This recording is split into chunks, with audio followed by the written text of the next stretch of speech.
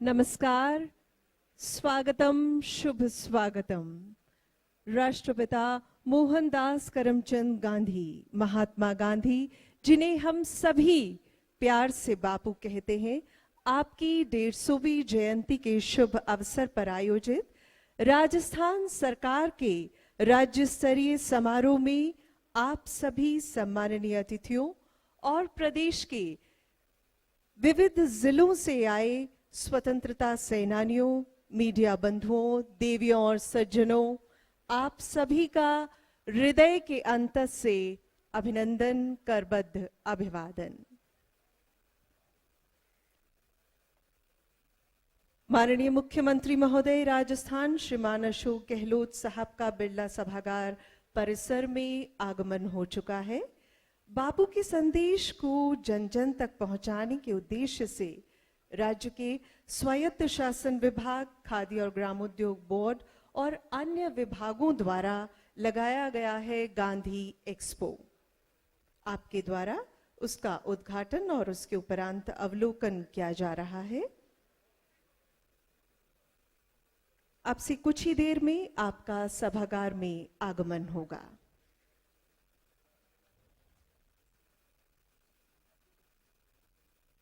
आप सभी का पुनश्च अभिनंदन। यह अत्यंत हर्ष का विषय है कि समारोह के उद्घाटन सत्र में हमें सानिध्य प्राप्त हुआ है प्रख्यात गांधीवादी चिंतक डॉक्टर सुदर्शन अयंगकर का। देवियों और सज्जनों, आप सभी से अनुरोध है, आपके तालियों के उद्घोष के लिए और सम्मान के साथ आग्रह कर रहे हैं डॉक्टर अयंगकर साहब से, आप मंच पर पधारने का कष्ट करें। डॉक्टर सुदर्शन अयंगकर साहब।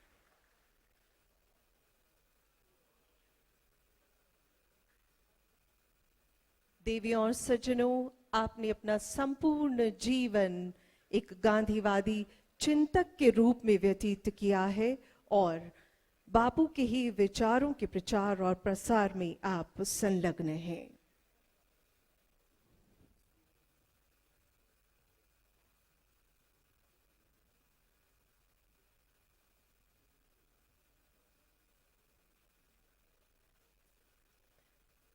आप सभी से आग्रह करेंगे, कृपया आप सभागार में स्थान ग्रहण कर लें। अपनी मोबाइल फोन्स आप साइलेंट मोड पर कर लें या स्विच ऑफ कर लें, जिससे कार्यक्रम की गति में किसी प्रकार की बाधा न पड़े। आप सभी से हम एक बार फिर रिक्वेस्ट कर रहे हैं, आप सभी अपने मोबाइल फोन्स चेक कीजिए, उन्हें साइलेंट मोड पर कर दीजिए या फिर स्विच ऑफ कर दीजिए। आपका सहयोग अपेक्षित है। धन्यवाद। और जल्दी से जल्दी आप सभागार में सेटल हो जाएं, अपनी जगह ले लें।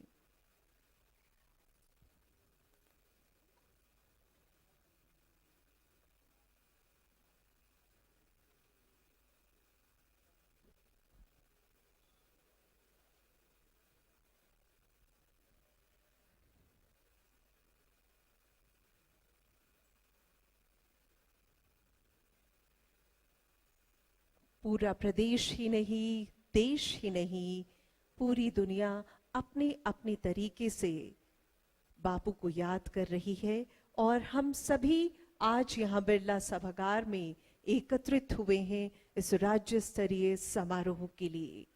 माननीय मुख्यमंत्री महोदय का अब से कुछ ही देर में एक्सपो का अवलोकन करने के उपरांत यहाँ सभागार में आगमन होगा। तब तक आइए मैं आपको कार्यक्रम की संक्षिप्त रूपरेखा बता।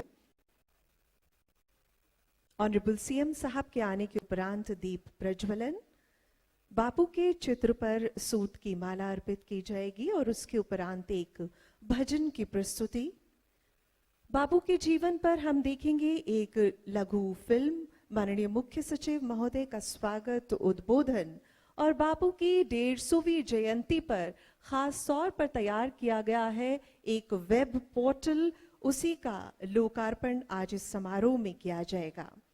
माननीय पर्यटन मंत्री राजस्थान का उद्बोधन और इसके अलावा प्रदेश में विविध आयोजन जो जिला स्तर पर हो रहे हैं, उन्हीं की झलकियां भी हम एक ऑडियो विजुअल प्रेजेंटेशन के जरिए देखेंगे। माननीय मंत्री महोदय कला और संस्कृति विभाग का भी उद्बोधन होगा इस समारोह में।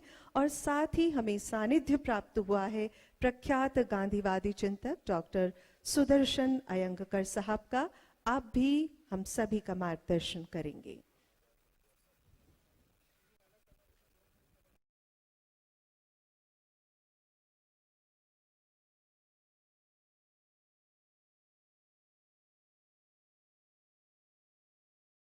अनुरोध है तालियों के उद्घोष का।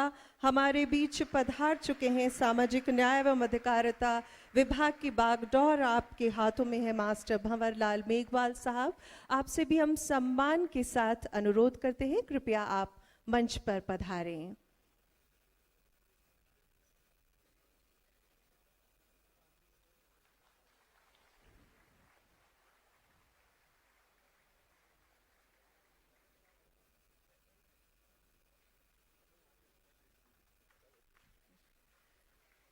आपको बता दें विभाग द्वारा तैयार की गई है खनन श्रमिकों के लिए, खास तौर पर जो सिलिकोसिस से ग्रसित हैं उसके लिए नीति। और राजस्थान की धरा ये पहला राज्य है इस अभिनव पहल को लेकर आने वाला, और आज के समारोह में इसका भी अनावरण किया जाएगा।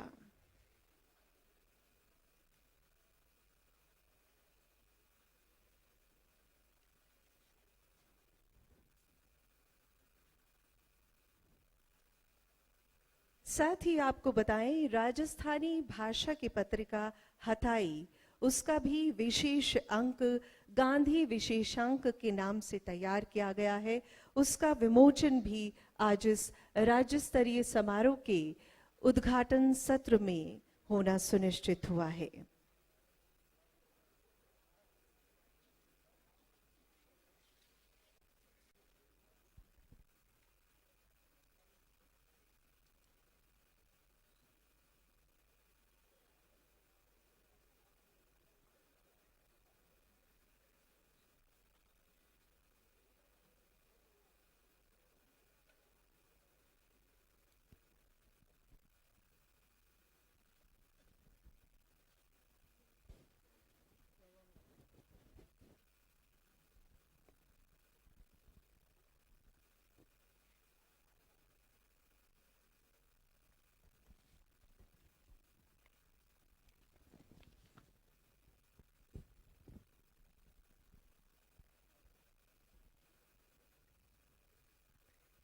बापू की 150वीं जयंती के अवसर पर प्रदेश भर में 2 से 9 अक्टूबर तक आयोजित किया जा रहा है गांधी सप्ताह, और इस दौरान हो रहे हैं अनेकानेक आयोजन।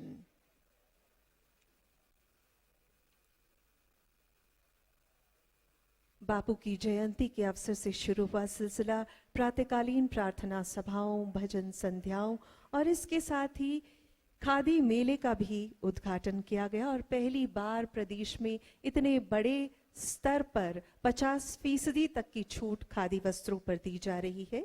इसके अलावा गांधी उत्सव और कलाकारों द्वारा प्रस्तुतियां। आज समाज कल्याण सत्र होगा। साथ ही बिरला सभागार परिसर में लगाया गया है गांधी एक्सपो।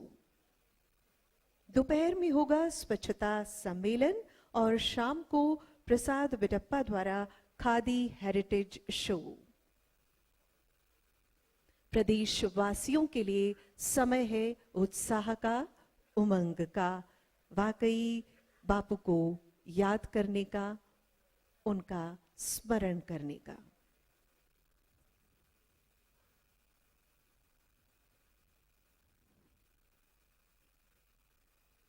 तीन दिवसीय राज्य स्तरीय समारोह में कल महिला स्वयं सहायता समूहों की भी कार्यशाला होगी।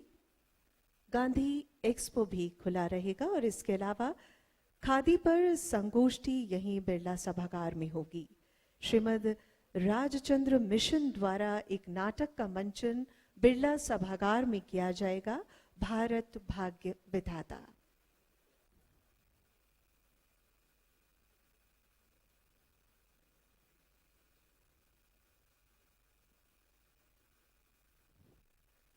एक बार पुनः आप सभी से आग्रह, अपने मोबाइल फोन्स आप चेक कर लें और सभागार में शीघ्र अपना स्थान ग्रहण कर लें।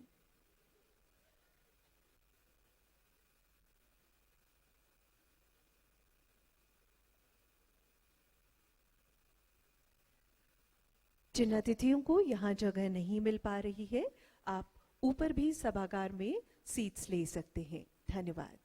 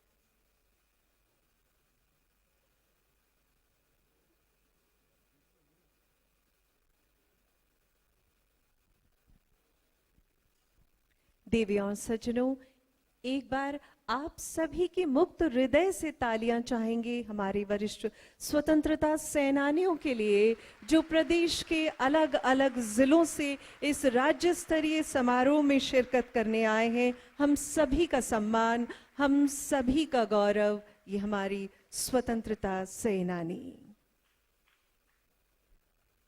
आपसे आग्रह कर रहे हैं, जो लोग खड़े हैं वो ऊपर सीट्स ले सकते हैं। मंच पर आगमन हो चुका है माननीय मंत्री महोदय श्रीमान बी.डी. कल्ला साहब का। गूंज उठे आप सभी की तालियों का उद्घोष सम्मान स्वरूप आप सभी का अभिवादन स्वीकार करते हुए।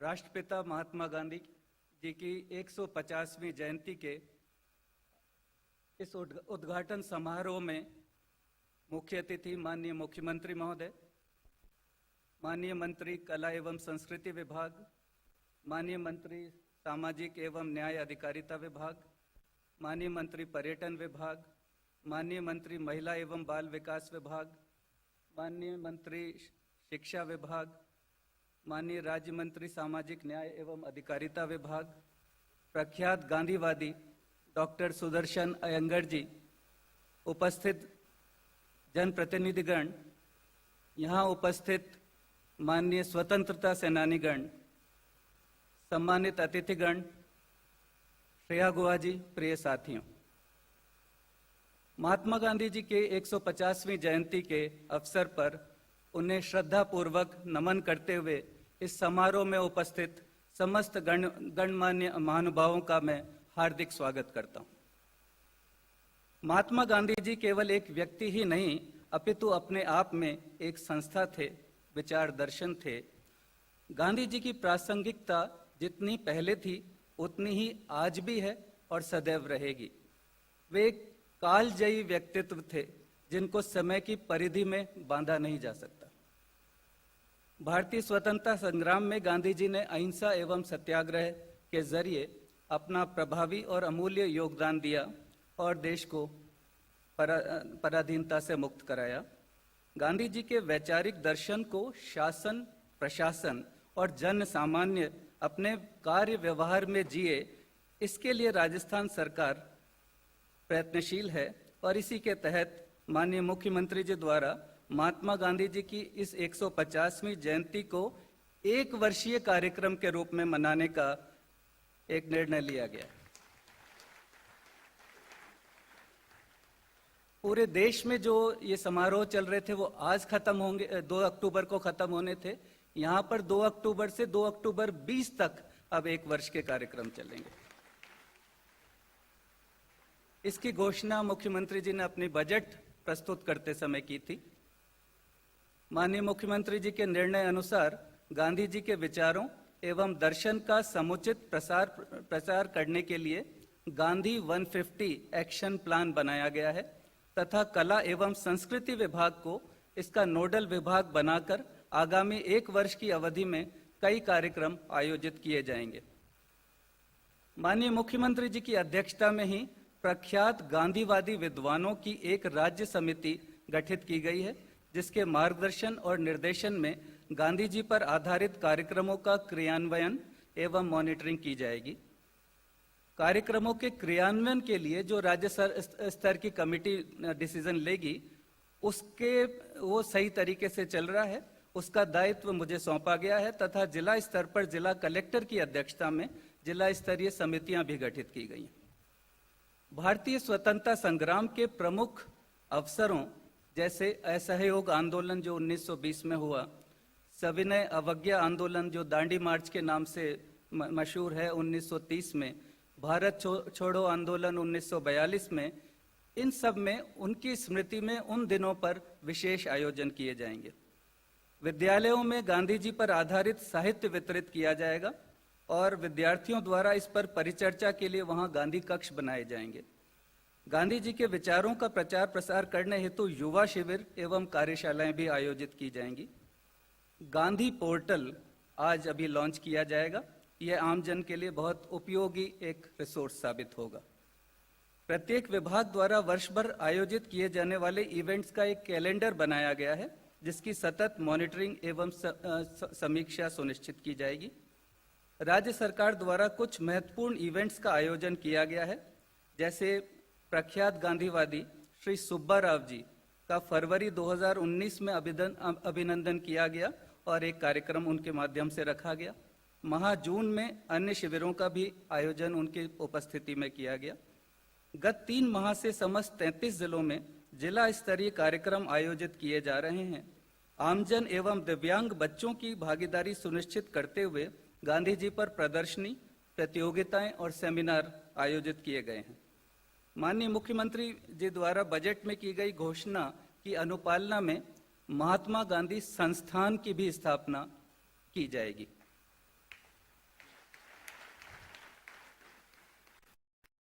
माध्यम से गांधी जी के विचारों का प्रचार प्रसार एवं उनकी क्रियान्विति सुनिश्चित की जाएगी। 2 अक्टूबर से 9 अक्टूबर जो अब कल से शुरू हुआ है की अवधि में गांधी सप्ताह मनाया जा रहा है, जिसके दौरान संपूर्ण राज्य में विभिन्न कार्यक्रम आयोजित किए जा रहे हैं। सभी जिलों में 2 अक्टूबर को गांधी जयंती अंतर्राष्ट्रीय अहिंसा दिवस के रूप में मनाया गया। इस दिन सर्वधर्म सभाएं, भजन संध्या, प्रभात फेरियां, शांति समितियों की बैठक आयोजित की गई और कारागृहों के संवासियों के साथ कार्यक्रम भी रखे गए। 3 अक्टूबर यानी आज को महिला सशक्तिकरण दिवस के रूप में मनाया जा रहा है।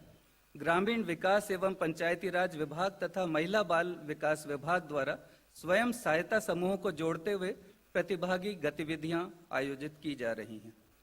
4 अक्टूबर को स्वायत्तशासी विभाग द्वारा सफाई कर्मचारियों का सम्मान करके सफाई एवं श्रमदान करके स्वच्छता दिवस के रूप में उसको मनाया जाएगा।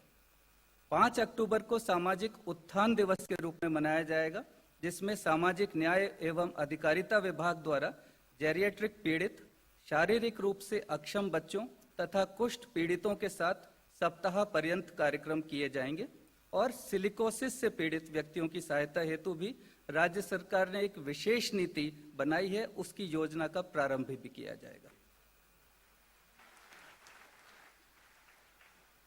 समाज के समस्त वर्गों, खासतौर से आपने देखा होगा इस सारे कार्यक्रमों में आर्थिक, सामाजिक रूप से पिछड़े वर्गों तथा शारीरिक व्याधियों से ग्रसित व्यक्तियों को साथ लेकर सामाजिक समरसता को बढ़ावा देने का राज्य सरकार का प्रयत्न है।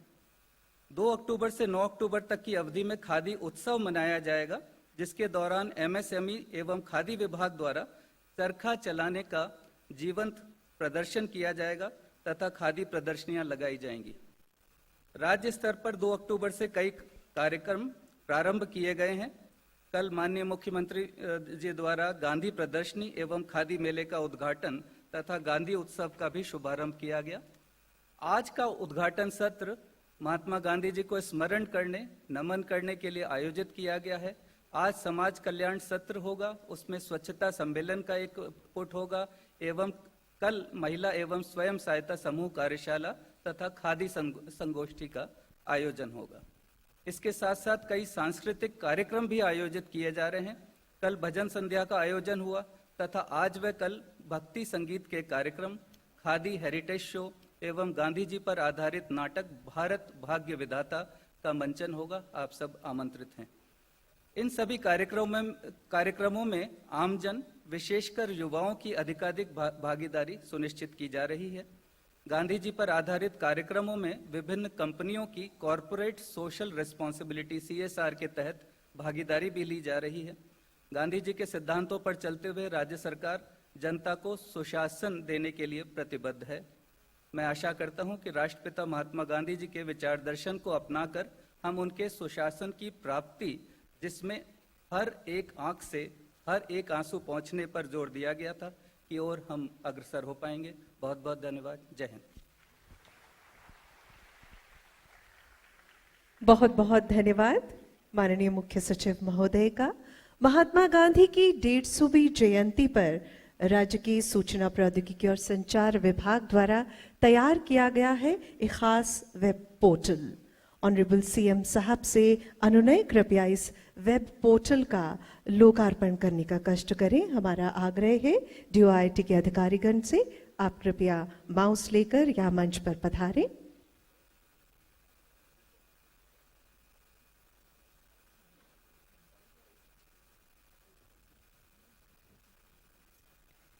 देवियों और सज्जनों, आपको बता दें, प्रदेश में बापू की जयंती के उपलक्ष्य में जो कार्यक्रम निरंतर आयोजित किए जा रहे हैं, जिला स्तर पर उन सभी की झलकियों का अनूठा संग्रह, अनूठा विवरण इस पोर्टल पर उपलब्ध है। साथ ही जो विजिटर्स होंगे इस पोर्टल के, उनके अभिनव विचारों और सुझावों के लिए भी ये पोर्टल ओपन है।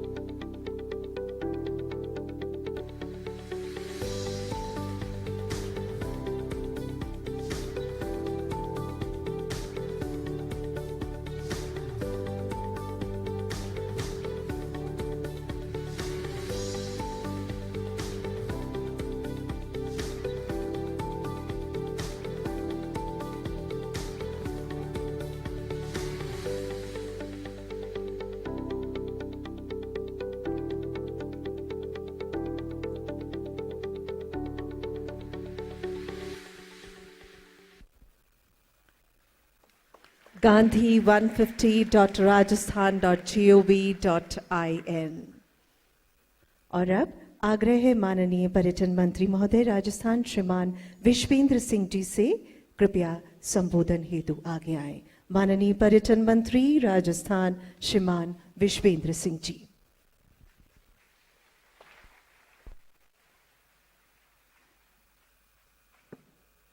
राजस्थान के लोकप्रिय मुख्यमंत्री और हमारे सबके नेता माननीय श्री अशोक गहलोत साहब, मंत्रिमंडल के मेरे सभी साथी, डॉक्टर सुदर्शन आयंगर जी, मुख्य सचिव श्री डीवी गुप्ता साहब, श्रीमती श्रिया गोहा जी, समस्त उपस्थित अधिकारीगण, प्रेस एवं मीडिया के सदस्य, बहनों और भाइयों और मेरे बुजुर्गों, आज न सिर्फ समूचा राष्ट्र बल्कि सारी दुनिया महात्मा गांधी जी की 150वीं जयंती मना रही है और हमारा राजस्थान भी इस उत्सव में बढ़ चढ़ कर भाग ले रहा है। बल्कि मैं कहूँगा देश में सबसे ज़्यादा हम लोग इसको मना रहे हैं। इस पावन अवसर पर मैं आज से प्रारंभ होने वाले गांधी सप्ताह के आप सभी का अभिनंदन करना चाहूँगा। मैं आप सबको बताना चाहता हूँ कि राज्य सरकार पूरे एक सप्ताह तक कार्यक्रमों की एक ऐसी श्रृंखला आयोजित करने जा रही है जहां गांधीवादी विचारधारा हर चीज के मूल में होगी। इस मौके पर हमें आज युवा शक्ति की मानसिकता को भी गहनता से समझना होगा, क्योंकि वर्तमान दौर में देश में सर्वाधिक आबादी नौजवानों की नई पीढ़ी की है। ये ऐसी पीढ़ी है जो आसपास की दुनिया से पूरी तरह जुड़ी हुई है। देश का युवा वर्ग आज न सिर्फ राजनीतिक बल्कि शिक्षा और सामाजिक वातावरण के बारे में भी बात कर रहा है। देश में बढ़ती बेरोजगारी और डूबती अर्थव्यवस्था की भयावह समस्या से भी वे अच्छी तरह वाकिफ हैं।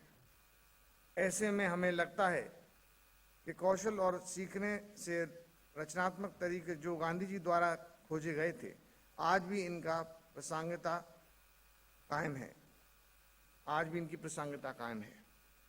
चरित्र निर्माण में शिक्षा की जो गहन भूमिका है, उसे गांधी जी ने बहुत पहले ही हमारे समक्ष रख दिया था और आज हम सब ये बात सतर्क हैं कि अगर शिक्षा की बुनियाद मजबूत हो तो ही एक विकसित और उच्च आदर्शों वाले समाज और राष्ट्र की कल्पना की जा सकती है। महात्मा गांधी जी ने महिलाओं के सशक्तिकरण के लिए भी बहुत काम किया। वे चाहते थे कि महिलाओं को समाज में बराबरी के अवसर मिले और अगर ऐसा हो तो निश्चित तौर पर समाज आगे बढ़ेगा और इसके साथ ही हमारी नई पीढ़ी भी आगे बढ़ेगी। महात्मा गांधी जी एक सच्चे सुधारक एवं जुझारू नेता और एक सच्चे राष्ट्रवादी थे, जिनका राष्ट्र निर्माण की भावना बहुत प्रबल थी। ये सर्वाधिक है कि बापू ने ये हमें अहिंसा के माध्यम से अत्याचार का प्रतिरोध करना सिखाया। वे सत्य और अहिंसा के सिद्धांतों के आधार पर देश और समाज को एक साथ बदलना चाहते थे। वे युवाओं को भी ये सीख देते थे कि अहिंसा के मार्ग पर चलते हुए बुराई के खिलाफ संघर्ष करें तो कोई कारण नहीं कि आप जीत हासिल नहीं कर सकते।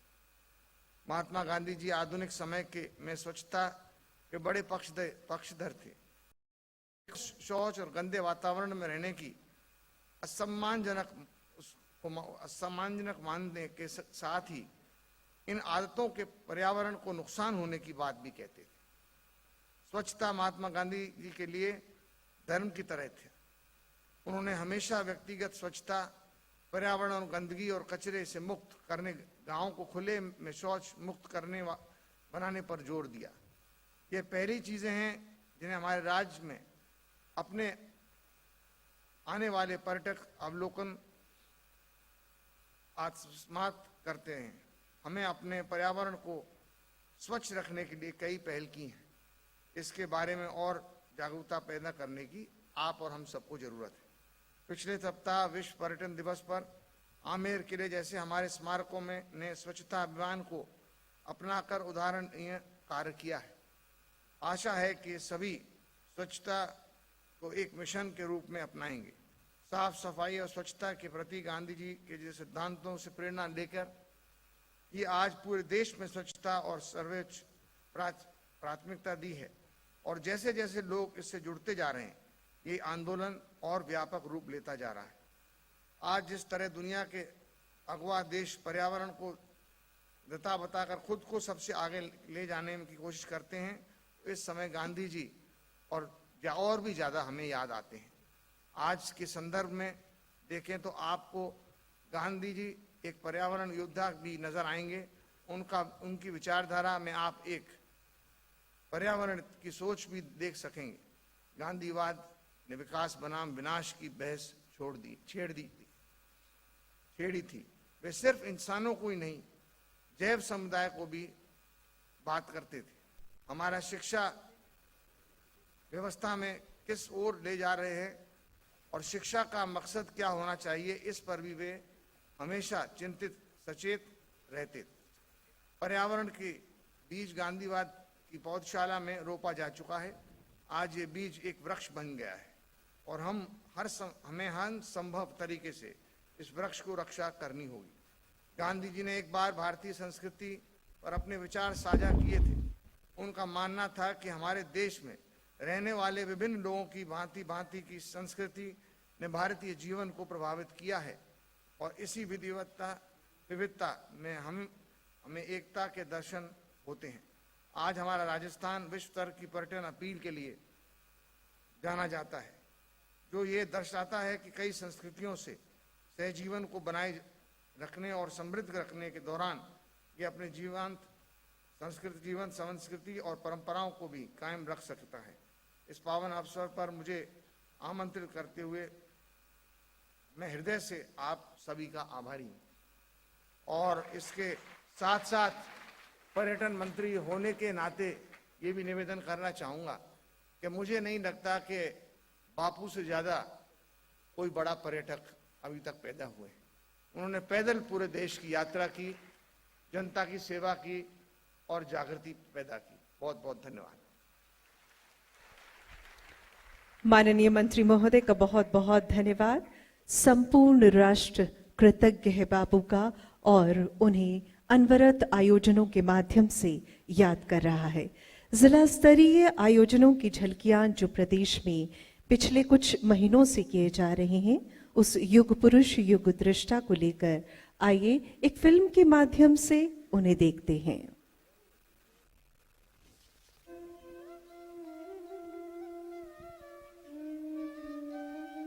जब एक व्यक्ति एक विचारधारा बन जाता है तो वो महात्मा कहलाता है। इसकी सबसे बड़ी मिसाल हैं हमारे राष्ट्रपिता मोहनदास करमचंद गांधी यानी महात्मा गांधी।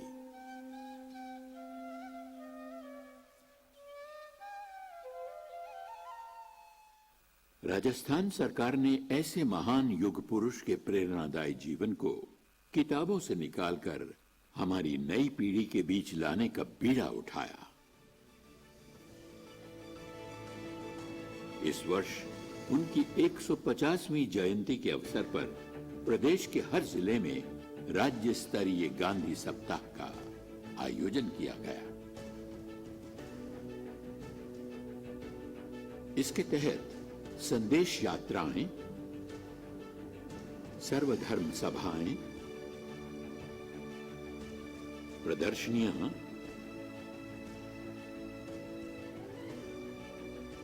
शपथ ग्रहण,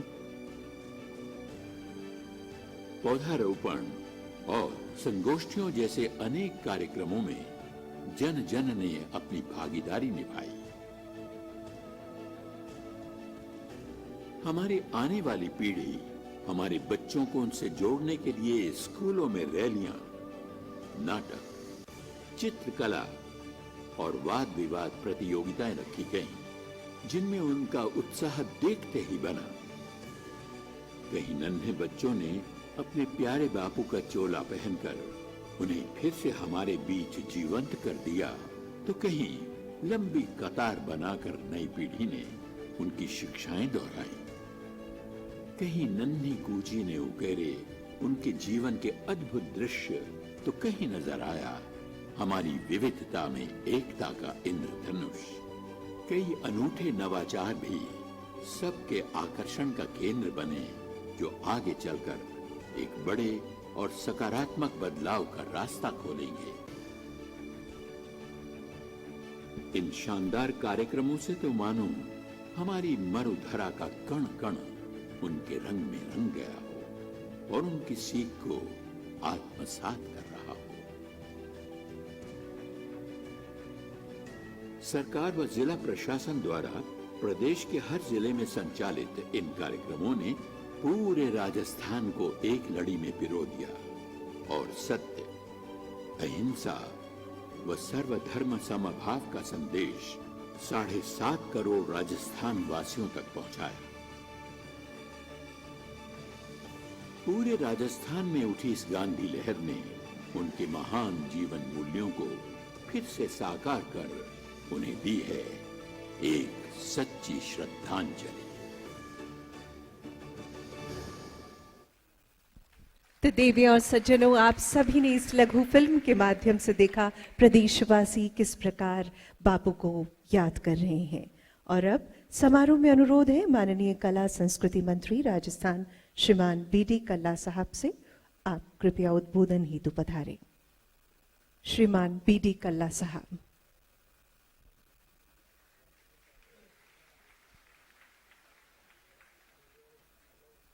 परम सम्माननीय राजस्थान के लोकप्रिय मुख्यमंत्री जी श्री अशोक जी गहलोत साहब, सम्मानीय सामाजिक न्याय और अधिकारिता मंत्री मास्टर भंवरलाल जी, हमारे पर्यटन मंत्री माननीय विश्वेंद्र सिंह जी, सम्मानीय गोविंद सिंह जी डोटासरा, शिक्षा राज्य मंत्री, सम्मानीय ममता भूपेश जी, महिला और बाल कल्याण मंत्री जी, राजेंद्र यादव जी, प्रख्यात गांधीवादी डॉक्टर सुदर्शन अयंगार जी, हमारे मुख्य सचिव प्रिय श्री डीबी गुप्ता जी, कला और संस्कृति और पर्यटन की प्रमुख सचिव श्रीमती श्रेया गुहा जी, उपस्थित स्वतंत्रता सेनानियों, गांधीवादी विचारकों, भाइयों बहनों, नौजवान साथियों और पत्रकार बंधुओं, अहिंसा और सत्याग्रह की प्रतिमूर्ति पूज्य राष्ट्रपिता महात्मा गांधी जी की 150वीं जयंती के शुभ अवसर पर हमारे प्रिय बापू को मैं अपनी विनम्र भावांजलि अर्पित करता हूं और इस समारोह में विराजमान सभी महानुभावों का, माननीय मुख्यमंत्री जी का और आप सभी का हार्दिक स्वागत और अभिनंदन करता हूं। राष्ट्रपिता महात्मा गांधी जी रस्किन की किताब टॉलस्टॉय और गीता से बहुत प्रभावित थे। उनके जीवन को यदि 2 लाइनों में यदि कोई व्यक्त करना चाहे तो ये कह सकते हैं, अहिंसा सत्यम क्रोध त्यागा शांतिरपैशुनम दया भूतेष्व लोलुप्तम मार्दवम हीर चाबलम। यानी बापू सत्य निष्ठ, अहिंसा में विश्वास रखने वाले, क्रोध को जीतकर काम करने वाले। आपको याद होगा ब्यावर में जब वे आए तो पूर्व जगत गुरु शंकराचार्य, उस समय शंकराचार्य जी नहीं थे ब्यावर में, निरंजन देव तीर्थ जो महाराजा कॉलेज संस्कृत कॉलेज के प्रिंसिपल भी रहे, उन्होंने कहा मैं आपसे शास्त्रार्थ करूंगा। तो उन्होंने कहा आप ये समझिए कि मैं बिना शास्त्रार्थ आपसे हार गया। इतने विनम्र, क्रोध को जीतने वाले, अहंकार से परे और उसके बाद में शांति में विश्वास रखने वाले, अपना किसी को दुश्मन नहीं मानते थे। बापू को कोई अपना दुश्मन माने, अंग्रेज माने और कोई माने, उस समय के राजा महाराजे अथवा जागीरदार माने, लेकिन बापू ने अपना दुश्मन कभी किसी को नहीं समझा और सविनय और अहिंसा के माध्यम से दे दी हमें आजादी बिना खड़ग बिना दाव, साबरमती के संत तूने कर दिया कमाल। अहिंसा का एक अमोघ शस्त्र उनके पास था जिसके माध्यम से आज पूरी दुनिया नॉन वायलेंस पर रिसर्च कर रही है। बापू के विचार आज ग्लोबल प्रॉपर्टी बन गए हैं। यूनेस्को हर वर्ष अहिंसा दिवस के रूप में 2 अक्टूबर को मना रहा है। हमारी माननीय सोनिया गांधी जी ने नॉन वायलेंस पर एक इंटरनेशनल कॉन्फ्रेंस की और इंटरनेशनल कॉन्फ्रेंस के बाद यूएनओ को चिट्ठी लिखी और उसके बाद 2 अक्टूबर को आज अहिंसा दिवस के रूप में पूरा विश्व मनाता है। पूरा विश्व उनके शिक्षा के बारे में, चिकित्सा के बारे में, उनके विचार जो पर्यावरण के बारे में, उनके विचार सामाजिक समरसता के बारे में, उनके विचार सर्वधर्म समभाव के बारे में पूरी दुनिया रिसर्च कर रही है। हम आजादी के इस 150वें वर्ष के अवसर पर सब लोग मिलकर के महात्मा गांधी जी के विचारों को जन जन तक पहुंचाएं, आम व्यक्ति तक पहुंचाएं।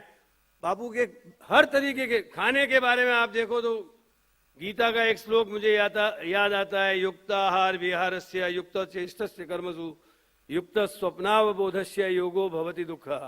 बापू कहते थे युक्ति का आहार करो, युक्ति का विहार करो। आहार यदि आपकी कैपेसिटी 4 चपाती खाने की है और यदि आपने 10-20 फुलके खा लिए तो नुकसान होगा या नहीं होगा। युक्ति का विहार, आप 4 किलोमीटर चल सकते हो और 40 किलोमीटर चल जाएंगे तो फाले हो जाएंगे पैरों में। युक्ति की चेष्टा, आप 25 किलो 50 किलो वजन उठा सकते हैं, 100 किलो उठा लिया तो चिड़क पड़ जाएगी। युक्ति की चेष्टा, युक्ति का कर्म कर्म करो तो युक्ति का करो, कैपेसिटी से ज्यादा नहीं कर सकते आप। और युक्ति का स्वप्न लो। अभी यहां कोई बैठा हुआ व्यक्ति ये चाहे कि मैं ट्रंप का स्थान ले लूं तो कोई ले सकता है क्या? स्वप्न भी युक्ति का लेना चाहिए। और युक्ति से जो नहीं चलता है उस योगी को दुखी होता है। महात्मा गांधी जी का कोई सिद्धांत ले लो, ट्रस्टीशिप का सिद्धांत यदि अपन कोई बात करना चाहें, ट्रस्टीशिप के बाद वो कहते हैं धन आप जितना भी कमाते हो वो इस प्रकार से खर्च करो कि अपने उपभोग के अलावा जो भी आपके पैसा बचता है उसको परोपकार के कार्यों में खर्च करो। वो कहते थे कि सज्जन व्यक्ति अपनी विद्या दूसरों को सिखाने के काम में लेते हैं। सज्जन व्यक्ति अपनी शक्ति पीड़ित मानव की रक्षा के लिए करते हैं। सज्जन व्यक्ति अपनी धन की शक्ति को परोपकार में खर्च करते हैं। और इसके विपरीत जो दुर्जन व्यक्ति होते हैं वो विद्या को कुतर्क के रूप में, अपने धन को अहंकार, अभिमान और दंभ के रूप में लेते हैं और अपनी शक्ति को दूसरों को परेशान करने के लिए लेते हैं। बापू के एक एक विचार बहुत स्पष्ट और बहुत ही समसामयिक हैं। बापू हमेशा ये कहते थे सामाजिक समरसता लाओ।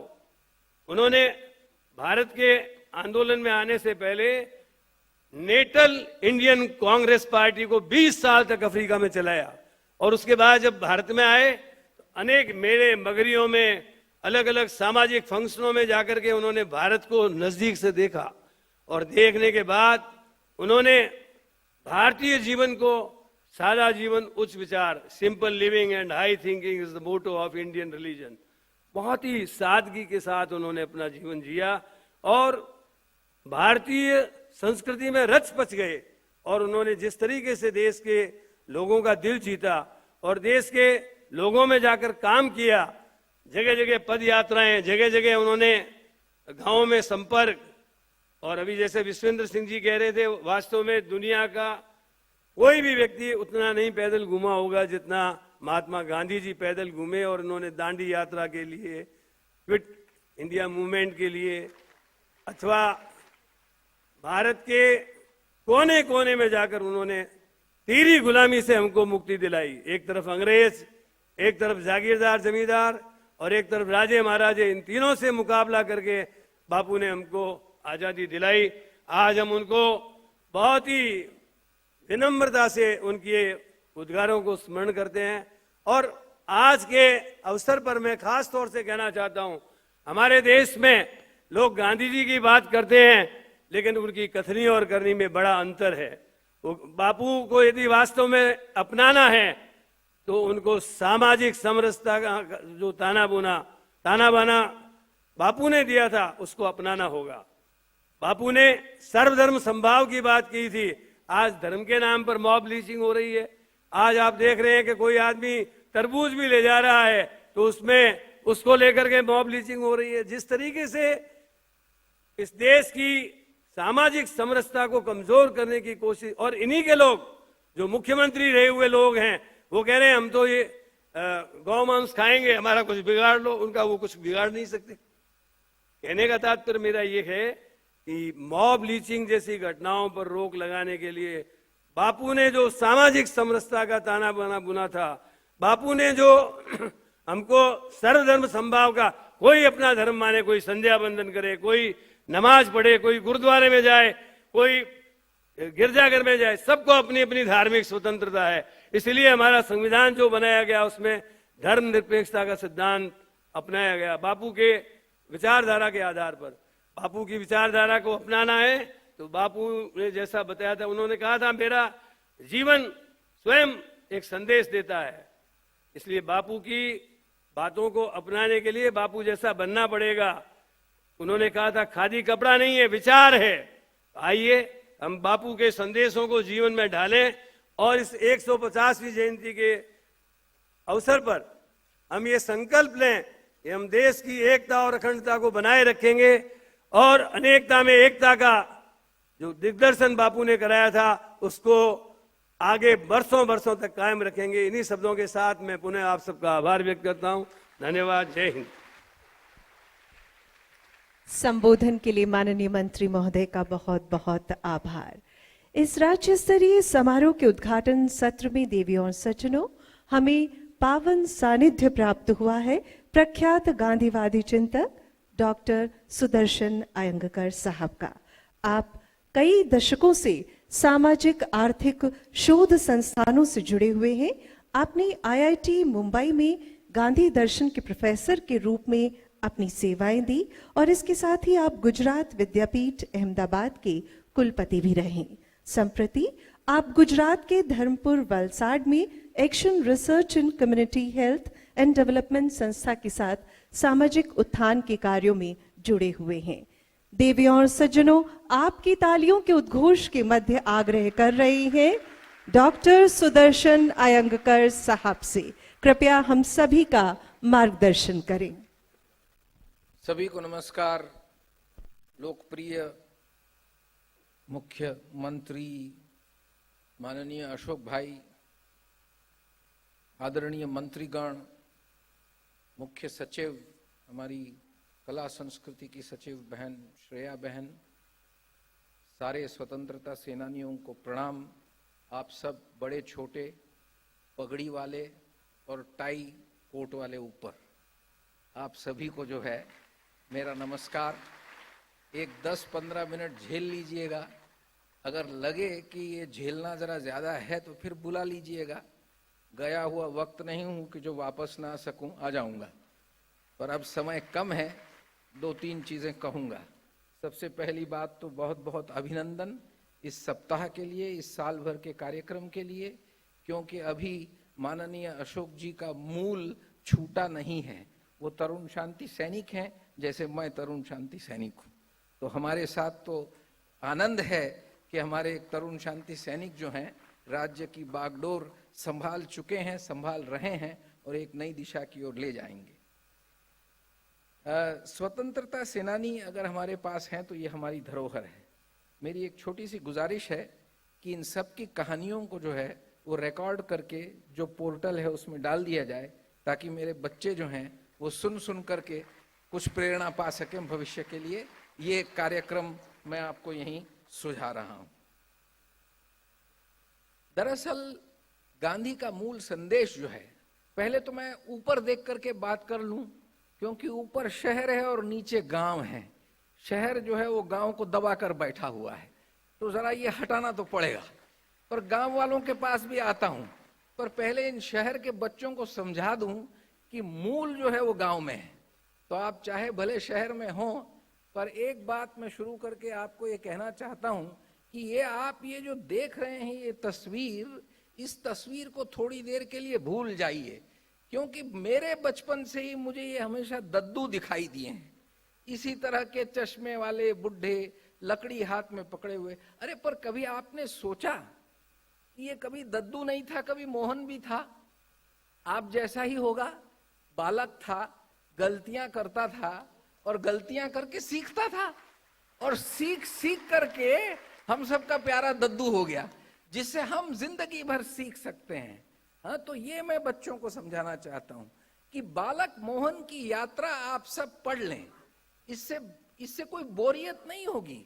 आपको पता चलेगा कि ये लड़का चोरी भी कर चुका था, पर चोरी करने के बाद जो है पिताजी को चिट्ठी भी लिखता था कि मेरी भूल हो गई है, मुझे इसका पश्चाताप है, सजा देंगे तो मैं प्रायश्चित भी करूंगा। बताइए कि ये जिंदगी भर वो काम करता रहा, अपने चरित्र का निर्माण करता रहा, उसने जब भी भूल की, बचपन में या बड़े होकर के, हमेशा स्वीकारा, हमेशा पश्चाताप किया, हमेशा प्रायश्चित किया। और हम क्या कर रहे हैं? अरे हम तो स्वीकार भी नहीं कर रहे हैं कि हमसे भूल हो रही है। बच्चों, ये हमसे मत सीखना।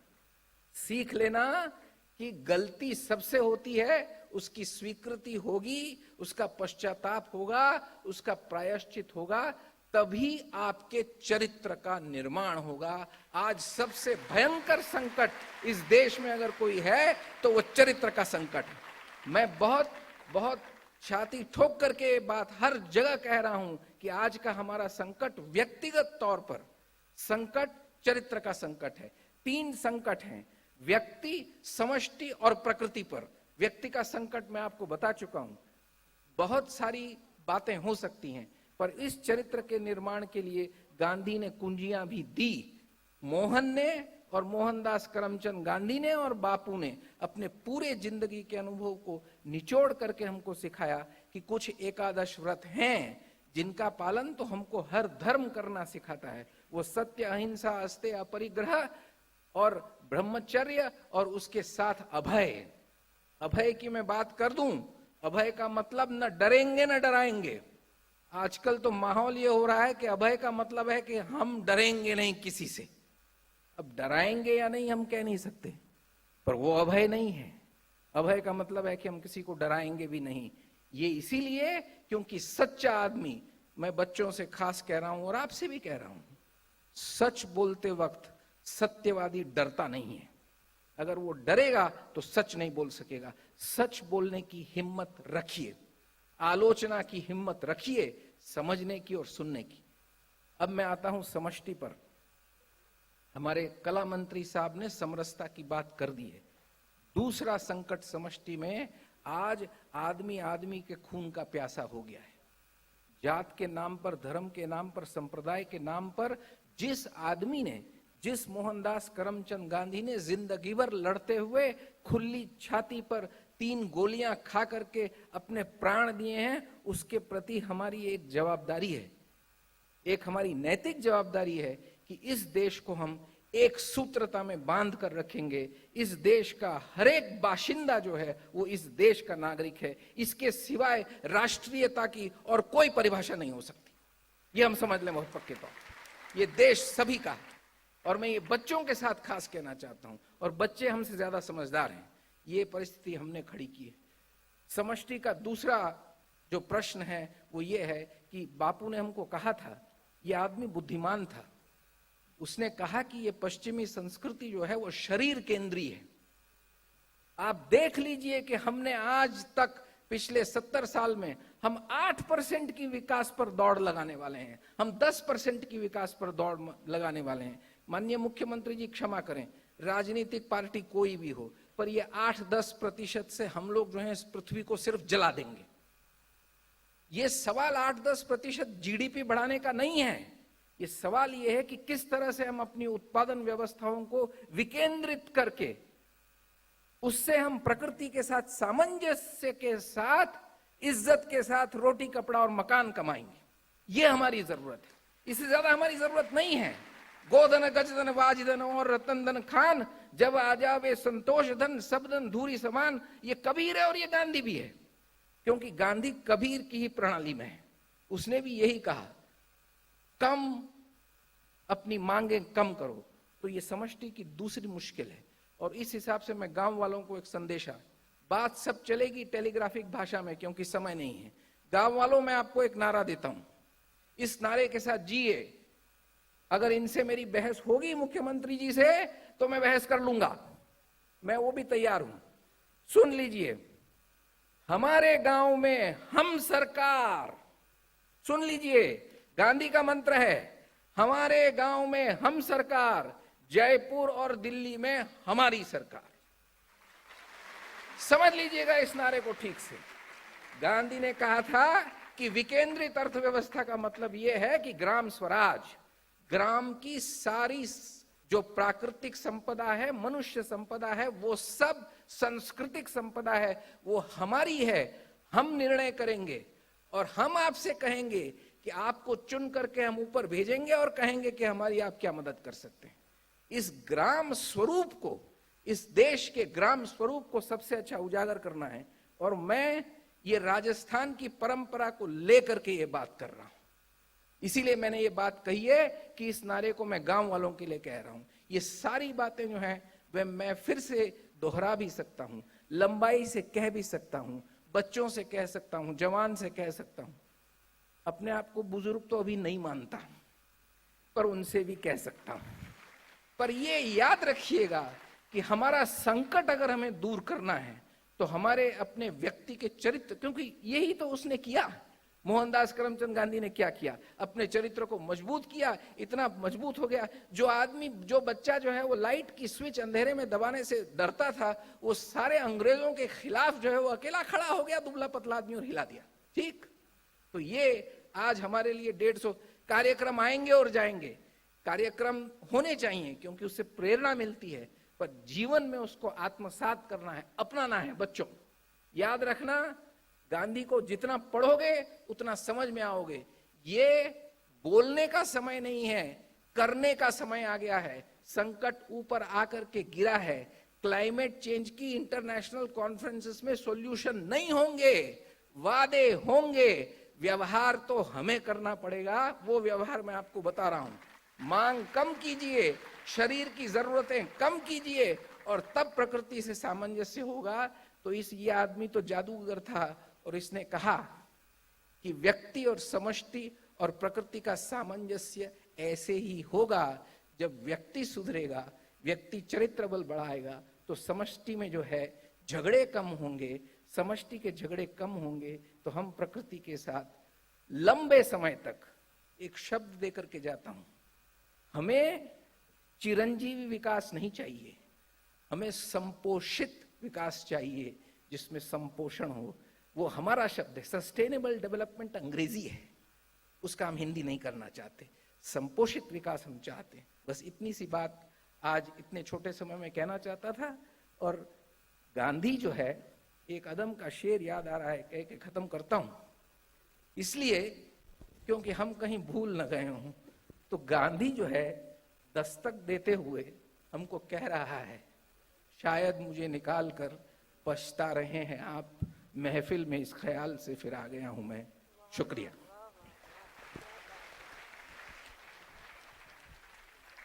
देवी और सज्जनों, पुनः गूंजे आपकी तालियां। बहुत ही रोचक तरीके से और प्रभावी संबोधन के माध्यम से अपनी विद्वता का परिचय दिया डॉक्टर सुदर्शन अयंगर साहब ने।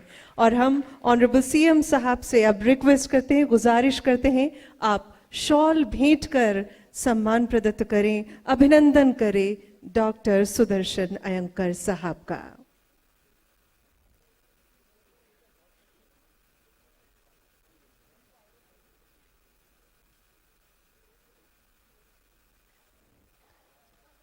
व्यक्ति प्रतीक, सम्मान उसकी रचना धर्मिता का, और यही सम्मान के क्षण, उत्साह के क्षण इस समारोह में।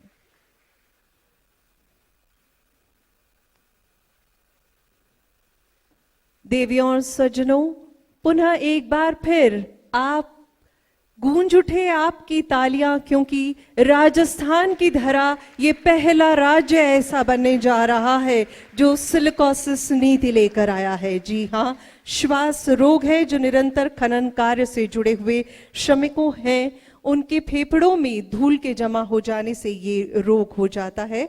और पिछले कुछ सालों में बहुत से श्रमिक इससे ग्रसित हुए हैं। इसी के प्रति संवेदनशीलता दर्शाते हुए तैयार की गई है सामाजिक न्याय और अधिकारिता विभाग की द्वारा सिलिकोसिस नीति। अब अनुरोध कर रहे हैं माननीय मंत्री महोदय, सामाजिक न्याय और अधिकारिता विभाग मास्टर भंवरलाल मेघवाल जी से आप सिलिकोसिस रोग की एक विवरणिका तैयार की गई है, इस पुस्तिका का विमोचन माननीय मुख्यमंत्री महोदय के कर कमलों से करवाएं।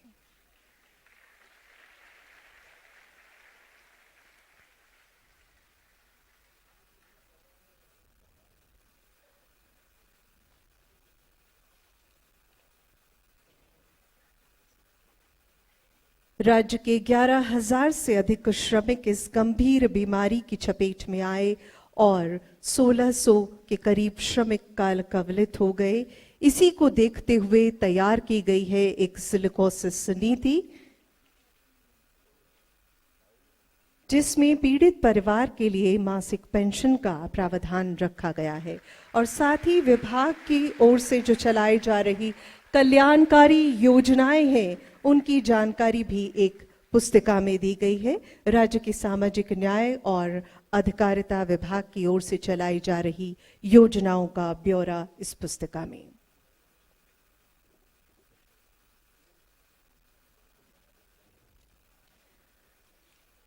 आखिर फेफड़ों का कैसा रोग है ये लाइलाज, ये भयावह सिलिकोसिस?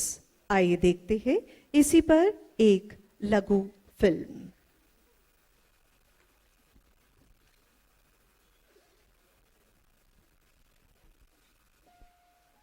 राजस्थान में खनन और उससे जुड़ी गतिविधियां राज्य की अर्थव्यवस्था का एक महत्वपूर्ण हिस्सा है। राज्य में मेजर व माइनर मिनरल्स और पत्थर की कुल 33,000 से ज्यादा खदानें हैं। खनन और खनिज उद्योग राज्य में 30 लाख से ज्यादा लोगों को रोजगार देता है।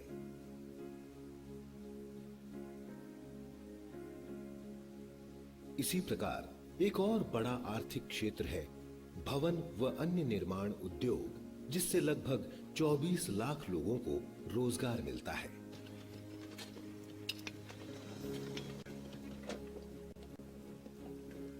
लेकिन इन दोनों क्षेत्रों में काम करने वाले श्रमिकों से जुड़ी एक बड़ी समस्या है ये बारीक धूल, जो फेफड़ों में जमकर सिलिकोसिस जैसी घातक बीमारियों का कारण बनती है। राजस्थान में पिछले कुछ सालों में 11,000 से ज्यादा लोग इस गंभीर बीमारी की चपेट में आए।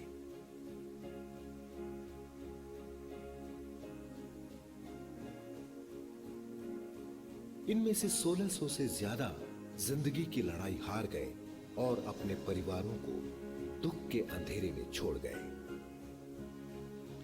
हम 4 भाई थे, इसमें बड़ा वाला की डेथ हो गई थी, खान माइंस पे काम करते थे। अभी छोटा वाला भी है, मेरे से छोटा वाला, वो भी, इसके भी ऑक्सीजन लग रहा है। 4 भाई है, 4 भाई हम 2 भाई ऐसे हो गए थे। गांव में धंधा भी नहीं है ऐसा, भी पेट भरे हो जाती है, कुछ हो जाता है। मेरी ग्राम पंचायत के अंदर 75% लोग जो ये आज और पूर्व में भी खनन का कार्य करने के लिए कच्चा खाना घरों में जाते हैं। इसके अलावा इनके यहाँ कोई रोजगार है नहीं है, इसलिए इन लोगों को सिलिकोसिस की बीमारी लगभग हर घर में एक आदमी पेशेंट मिल जाएगा। ऐसे घर भी हैं जिसमें 4 मेंबर है तो 4 ही सिलिकोसिस से ग्रसित हैं। लगातार ये बीमारी बढ़ रही है और इन लोगों का आधा पैसा तो बीमारी में चला जाता है। जो कमाते हैं वो इस बीमारी में लग जाता है। इस बीमारी को रोकने, मरीजों के समय पर इलाज की व्यवस्था करवाने और पीड़ितों के परिवारों को उचित आर्थिक सहायता उपलब्ध करवाने के लिए राज्य सरकार ने नई सिलिकोसिस नीति लागू की है।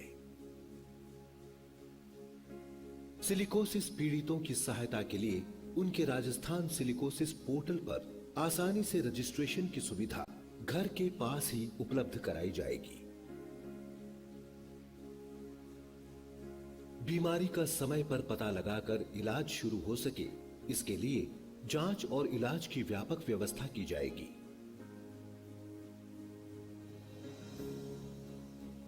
सिलिकोसिस एक लाइलाज बीमारी है, इसलिए इसके इलाज एवं रोगी को अन्य सहायता उपलब्ध कराने से भी अधिक महत्वपूर्ण है इसकी रोकथाम। सरकार द्वारा श्रमिकों की सुरक्षा के लिए खदानों, फैक्ट्रियों और अन्य कार्यस्थलों को धूल नियंत्रण मशीनों और साधनों की व्यवस्था के लिए बाध्य किया जाएगा।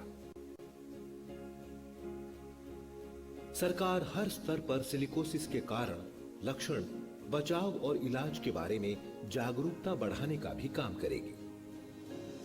इस नीति में न केवल राज्य के निवासियों को, बल्कि राज्य की खदानों में काम करने वाले अन्य राज्य के लोगों और खान से 2 किलोमीटर के दायरे में रहने वाले लोगों को भी शामिल किया गया है। सरकार द्वारा पीड़ित और उसके परिवार को पुनर्वास के लिए दी जाने वाली सहायता राशि 4 लाख से बढ़ाकर 5 लाख की गई है।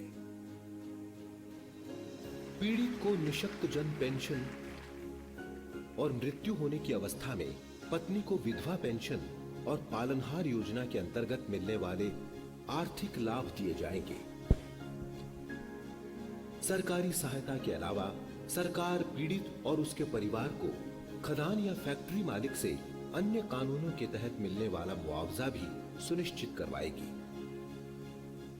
राजस्थान सिलिकोसिस नीति राज्य के इन हजारों लाखों मेहनतकश निवासियों के लिए एक जीवनदायी पहल है और उनके परिवारों के लिए एक सुरक्षित भविष्य का वादा।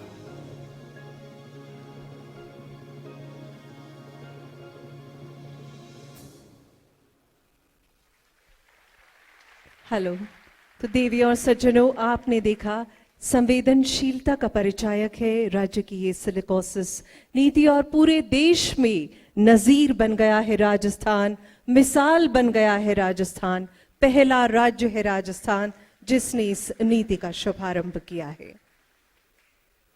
और अब राजस्थानी भाषा की एक पत्रिका है हथाई, उसी के गांधी विशेषांक के विमोचन हेतु पत्रिका के संपादक महोदय डॉक्टर भरत ओला से आग्रह है, कृपया आप मंच पर पधारें।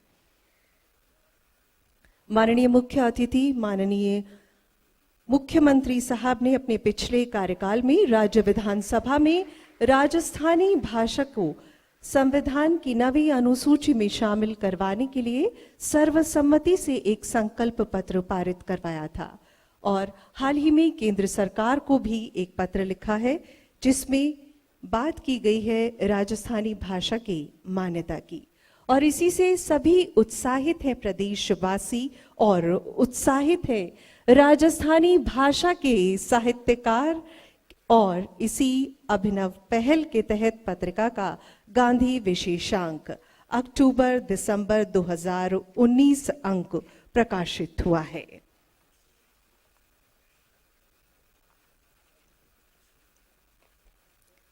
देवी और सज्जनों, आपको बताएं कि हथाई का जो ये विशेषांक है ये बहुत ही महत्वपूर्ण है। राजस्थानी भाषा के प्रतिष्ठित विद्वान लेखकों ने महात्मा गांधी के जीवन के विविध आयामों पर अपने आलेख इसमें दिए हैं और रचनाएं प्रकाशित हुई हैं। गांधी जी पर राजस्थानी भाषा में एक साथ इतना रचनात्मक काम काफी अहम है, महत्वपूर्ण है। राजस्थानी भाषा की पत्रिका हथाई का विमोचन। पत्रिका के संपादक डॉक्टर भरत ओला।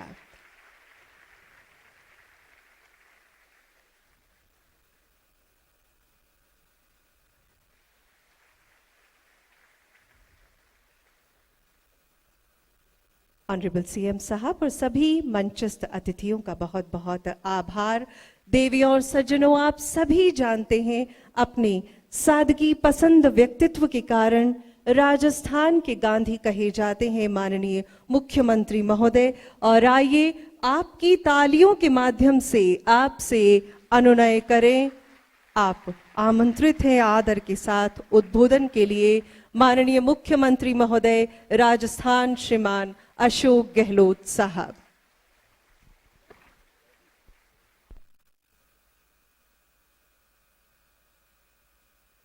समारोह के अध्यक्ष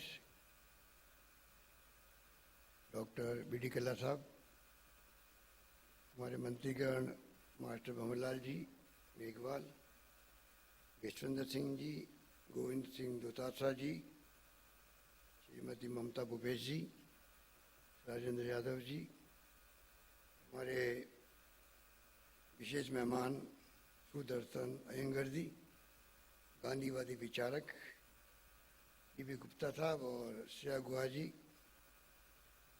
तमाम उपस्थित हमारे विधायकगण और जितने हमारे यहाँ पर आए स्वाधीनता सेनानीगण, भाइयों और बहनों, नौजवान साथियों, राष्ट्रपिता महात्मा गांधी की 150वीं जयंती के उपलक्ष्य में जो कार्यक्रम प्रारंभ हुए हैं प्रदेश और देश के अंदर तो गांधी में जो माहौल बना है कि अंतर्राष्ट्रीय अहिंसा दिवस 2 अक्टूबर को मनाने का जो निश्चय किया गया था, तब हमें इस बात की अनुभूति हुई प्रत्येक नागरिक को, महात्मा गांधी हमारे अपने तो हैं ही हैं, जिनका योगदान सदियों तक याद किया जाएगा। और इसलिए कहा गया है, जब हम लोगों ने दांडी मार्च का आयोजन किया था साबरमती से शुरू की थी, तब उस वक्त हमारे कांग्रेस अध्यक्षा सोनिया गांधी जी ने कहा, गांधी अतीत नहीं भविष्य भी है। और वो बात सिद्ध हो गई जब संयुक्त राष्ट्र संघ के अंदर 150 से अधिक देशों ने ये निर्णय किया कि 2 अक्टूबर गांधी जयंती को पूरी दुनिया मनाएगी अंतर्राष्ट्रीय अहिंसा दिवस के रूप। वो अपना आप एक संदेश है। मुझे इस बात की खुशी है कि अभी सुदर्शन अयंगर साहब बहुत ही खुले मन थे, बेबाक तरीके से नौजवान पीढ़ी से भी आप सबसे बातचीत कर रहे थे। उनका लहजा बातचीत का ही था।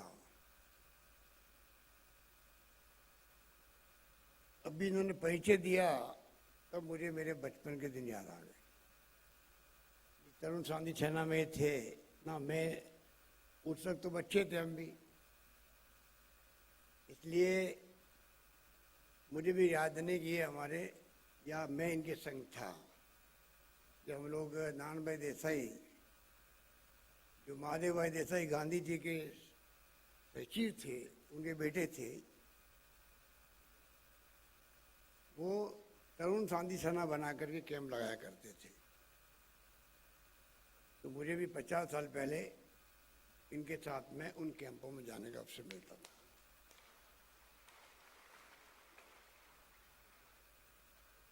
कैंप तो कई हुए, पर ये कैंप सेवाग्राम आश्रम जो वर्धा है, गांधी जी का आश्रम, वहाँ भी मैं 15 दिन रहा था। अभी हमारे साथियों की बात करें तो अशोक भार्गव की भी और कुमार प्रशांत जो गांधी पीस फाउंडेशन के चेयरमैन हैं आजकल, ये तमाम लोग उस वक्त में साथ थे। पर क्योंकि मैं जो था, जो सबसे पीछे बैठे हुए हैं हमारे साथी, उस ढंग का मैं एक कार्यकर्ता था वहाँ पर, जिसको संकोच होता था खड़े होकर बोलने के अंदर। तो मैं ना मुझे कोई जानता था, मैं मेरे अकेले बैठा करता था, मुझे याद है। और क्यों कैसा बैठा कि मैं राजनीति में आ गया। राजनीति में आने के बाद में उस वक्त जो कार्यकर्ता थे, कुमार प्रशांत या अयंगर साहब, कई होंगे उस वक्त में, जो संतोष भारतीय एक पत्रकार हैं, ये लोग भाग लेते थे डिस्कशन के अंदर और मैं देखता था इन लोगों को। मुझे क्यों के चले याद थे। तो जब मैं मेंबर पार्लियामेंट बना 80 के अंदर, संतोष भारतीय पत्रकारिता करते दिल्ली के अंदर करते थे, तब मेरी मुलाकात उनसे हुई सालों बाद में। कुमार प्रधान जो 40 साल बाद में जैसलमेर में मिला, जो जैसलमेर आए थे सर्वोदय के सम्मेलन में। तो अब आज मैं एक नई खोज हुई है कि सुदर्शन अयंगर साहब भी हमारे साथ थे। तो मेरे ख्याल से इसको गुरु भाई कहते होंगे, इस प्रकार से जो संबंध होते हैं गुरु भाई कहते होंगे, कि कम से कम उस वक्त के हम लोग साथी थे, गुरु हमारा एक था। तो मुझे खुशी है कि आज वो राजस्थान में मैं प्रथम सेवक हूँ राजस्थान का। आपका आशीर्वाद है, 3री बार मुख्यमंत्री बनने का सौभाग्य मुझे मिला। तो उस वक्त का एक गांधीवादी कार्यकर्ता बचपन से ही लंबा सफर तय करते करते मुझे यहाँ तक सेवा करने का सौभाग्य मिला हुआ है। और इसीलिए हमने तय किया कि जब मैं खुद गांधी के विचारों से प्रभावित रहा हूँ बचपन से ही, और जितना हो सके गांधी के संदेश को घर घर, गांव गांव, एक एक नौजवान तक पहुंचाना चाहिए। और आज भी देश और दुनिया के अंदर जो हालात हैं, भय का माहौल, आक्रोश का माहौल, हिंसा का माहौल, रोजगार की समस्या नौजवानों के सामने है। आज अगर गांधीवाद को अपना के चले हम लोग, तो मैं समझता हूं कि अधिकांश समस्याओं का समाधान हो सकता है। मैंने परसों कहा था यहाँ पे इसी मंच से कि गांधी के विचारों का एक खजाना हमारे पास में खजाना है। ये जितना लूट सको लूटो उसको, ये मेरी भावना रहती कहने में। कि माने कि जितना गांधी को आप, मैंने बहुत कम पढ़ा गांधी को, मैंने जीवनी 2-3 बार पढ़ी है, बाकी तो मैंने मीटिंगों के अंदर बैठ करके सीखा है, सुना है, या टुकड़ों में कुछ किताबें पढ़ी होगी। तो जो पढ़ा मैंने कोशिश करी कि इसका अर्थ क्या निकलता है जीवन के अंदर। उनकी एक बात मैंने कहीं पढ़ी कि अगर आप हिंसा, आपको मालूम है अहिंसा के पुजारी थे, वो सत्य के पुजारी थे, तो जो उनकी जीवनी में कई बात आती है, तो एक बार उन्होंने कहा अगर आप दुश्मनी निकालोगे उसका कोई अंत नहीं है, इसलिए अहिंसा की बात उन्होंने करी। उन्होंने ये भी कहा अगर कोई व्यक्ति एक आंख के बदले एक आंख फोड़ने लग जाए, पूरी दुनिया जो है अंधी हो जाएगी। एक लाइन में सब बातें समझा दो।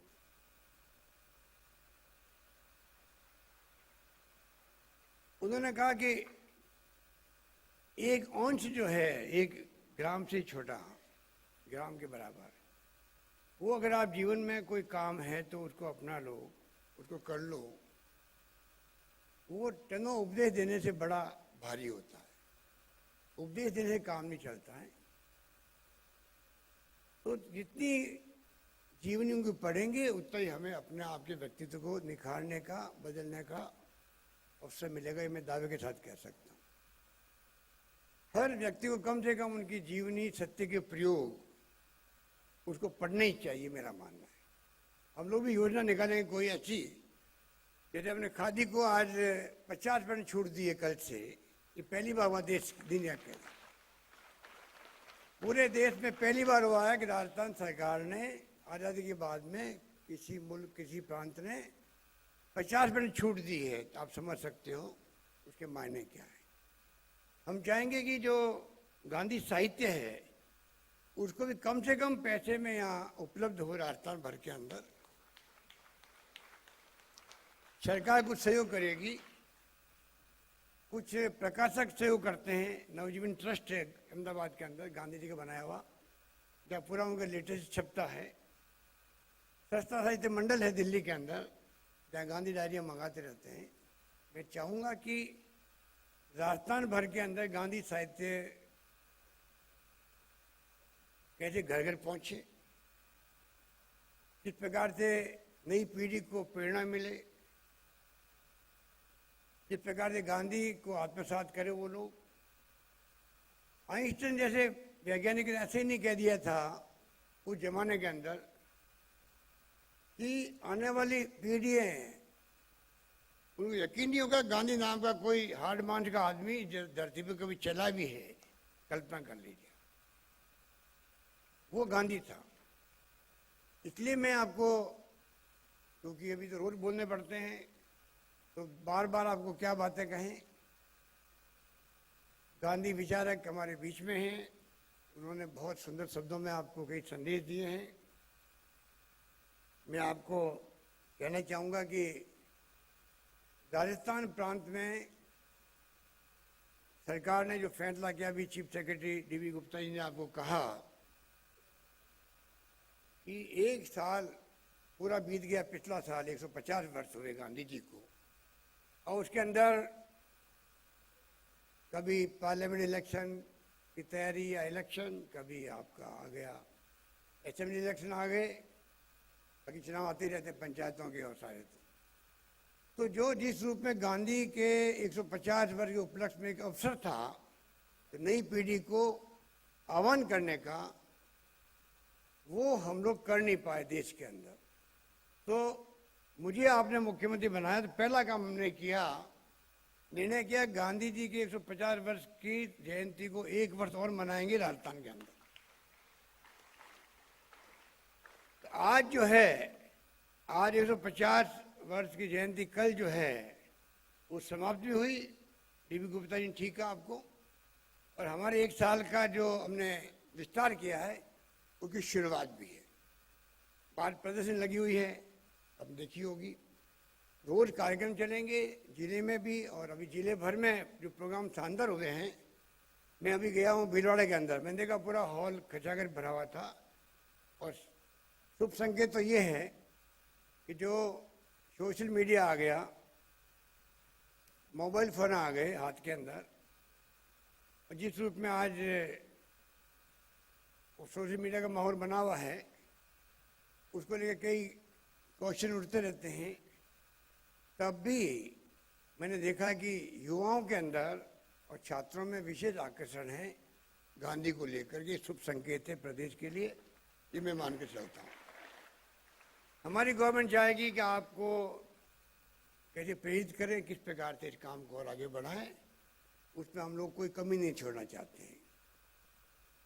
और शिक्षा मंत्री जी बैठे हुए हैं, हर छात्र तक वह संगोष्ठियों के बताइए, अभी आपको गुप्ता जी ने जो जो प्रोग्राम बनाए हम लोगों ने, उनको मैं रिपीट नहीं करना चाहता, तो सारे प्रोग्राम साल भर चलेंगे। आपको मैं आह्वान करना चाहूँगा कि आप लोग इस काम को एक संकल्प के रूप में दिमाग में रखें। आप सबकी भागीदारी, जिस प्रकार से आप उत्साह दिखा रहे हैं ताली बजा करके, जब से अयंगर साहब और बोल रहे थे लोग, या जो फिल्म दिखाई जा रही थी, इसके माने गांधीवादी लोग अधिकांश यहाँ बैठे हुए हैं। इस बात के लिए मुबारकबाद आप सबको। आपका उत्साह हमारे लिए प्रेरणा का काम करेगा, ये मैं आपको आश्वासन देना चाहता हूँ। आपका उत्साह इतना देखा मैंने आप में, और मैं उम्मीद करता हूँ कि कोई कसर नहीं छोड़ेंगे आप। जिस रूप में मैंने आपको कहा कि आज प्रदर्शनी लगी हुई है, वो भी आप देखें, क्योंकि गांधी जी का जो सपना था, ग्राम स्वराज्य का भी था, ग्रामोद्योग का भी था, उसी रूप में प्रदर्शनी भी लगी है। गांव के अपने उद्योग भी अगर पनपेंगे तो रोजगार मिलेगा। अभी मैं जाके आया छत्तीसगढ़, वहाँ पर जो गायें आवारा फिरती है, जिनको हम गौ माता कहते हैं, कई बार वो एक्सीडेंट में मर जाती है, कई बार लोग मर जाते हैं आवारा पशुओं के नाम से, और कई पशु होते हैं। एक नया प्रयोग किया गया था वहाँ पर, मैंने देखा।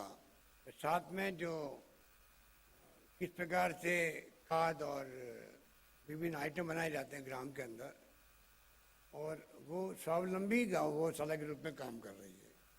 हम चाहेंगे कि इस 1 साल में गांधी के विचारों को लेकर के हम लोग नए नए प्रयोग करने का प्रयास करें, नए नए प्रयोग करें, जिससे कि जुड़ाव गांधी से हो, और हमारा रास्ता जो है सत्य का, अहिंसा का, प्रेम का, मोहब्बत का, भाईचारे का बना रहे। जो मूल भावना गांधी की थी, आज लोग गांधी का नाम तो लेते हैं, और वो लोग लेते जो पहले गांधी के खिलाफ थी। आजादी जंग के वक्त में भी खिलाफ थे, बाद में खिलाफ रहे। अभी 15-20 साल से उनके समझ में आई कि बिना गांधी के काम नहीं चलने वाला हमारा भी। तो जो लोग गांधी को नहीं मानते थे, सरदार पटेल को नहीं मानते थे, वो भी आजकल गांधी और पटेल की बात करते, बड़े रूप में, हमसे ही बड़े रूप में। Gandhi all India Congress committee के अध्यक्ष थे, जहां सोनिया गांधी जी बैठी हुई है। वो कांग्रेस अध्यक्ष के रूप में रहे और कांग्रेस का मार्गदर्शन भी किया। उनके सिद्धांत, उनकी नीति, उनके कार्यक्रम हम लोग 70 साल से अपनाए हुए हैं। इसीलिए आज देश में लोकतंत्र कायम रहा है। 70 साल के बाद में सरकार आई गई, हमने परवाह नहीं करी। इंदिरा गांधी चुनाव हार गई थी, सत्ता सौंपी मोरारजी भाई देसाई को, वापस आपके आशीर्वाद से प्राइम मिनिस्टर बन गए। मैंने परसों भी कहा पाकिस्तान के 2 टुकड़े हो गए देश के अंदर, और पाकिस्तान हिंदुस्तान साथ में आजाद हुए थे। वहां लोकतंत्र कायम नहीं रह पाया।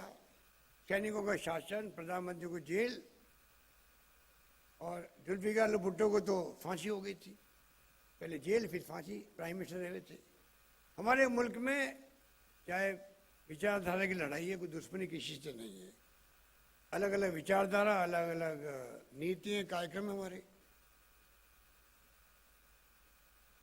और इसलिए 70 साल के बाद में ही अगर आज नरेंद्र मोदी जी को अवसर मिला है प्रधानमंत्री बनने का, तो मोदी का माहौल बना है देश के अंदर। लोकतंत्र है, हार जीत होती रहती है, तो इसलिए बना कि 70 साल तक इस देश में कांग्रेस ने लोकतंत्र की जड़ें मजबूत करी है, इसलिए वो बन पाए। वो कैसे बन पाते? अगर लोकतंत्र रहता ही नहीं तो कौन किसको पूछता?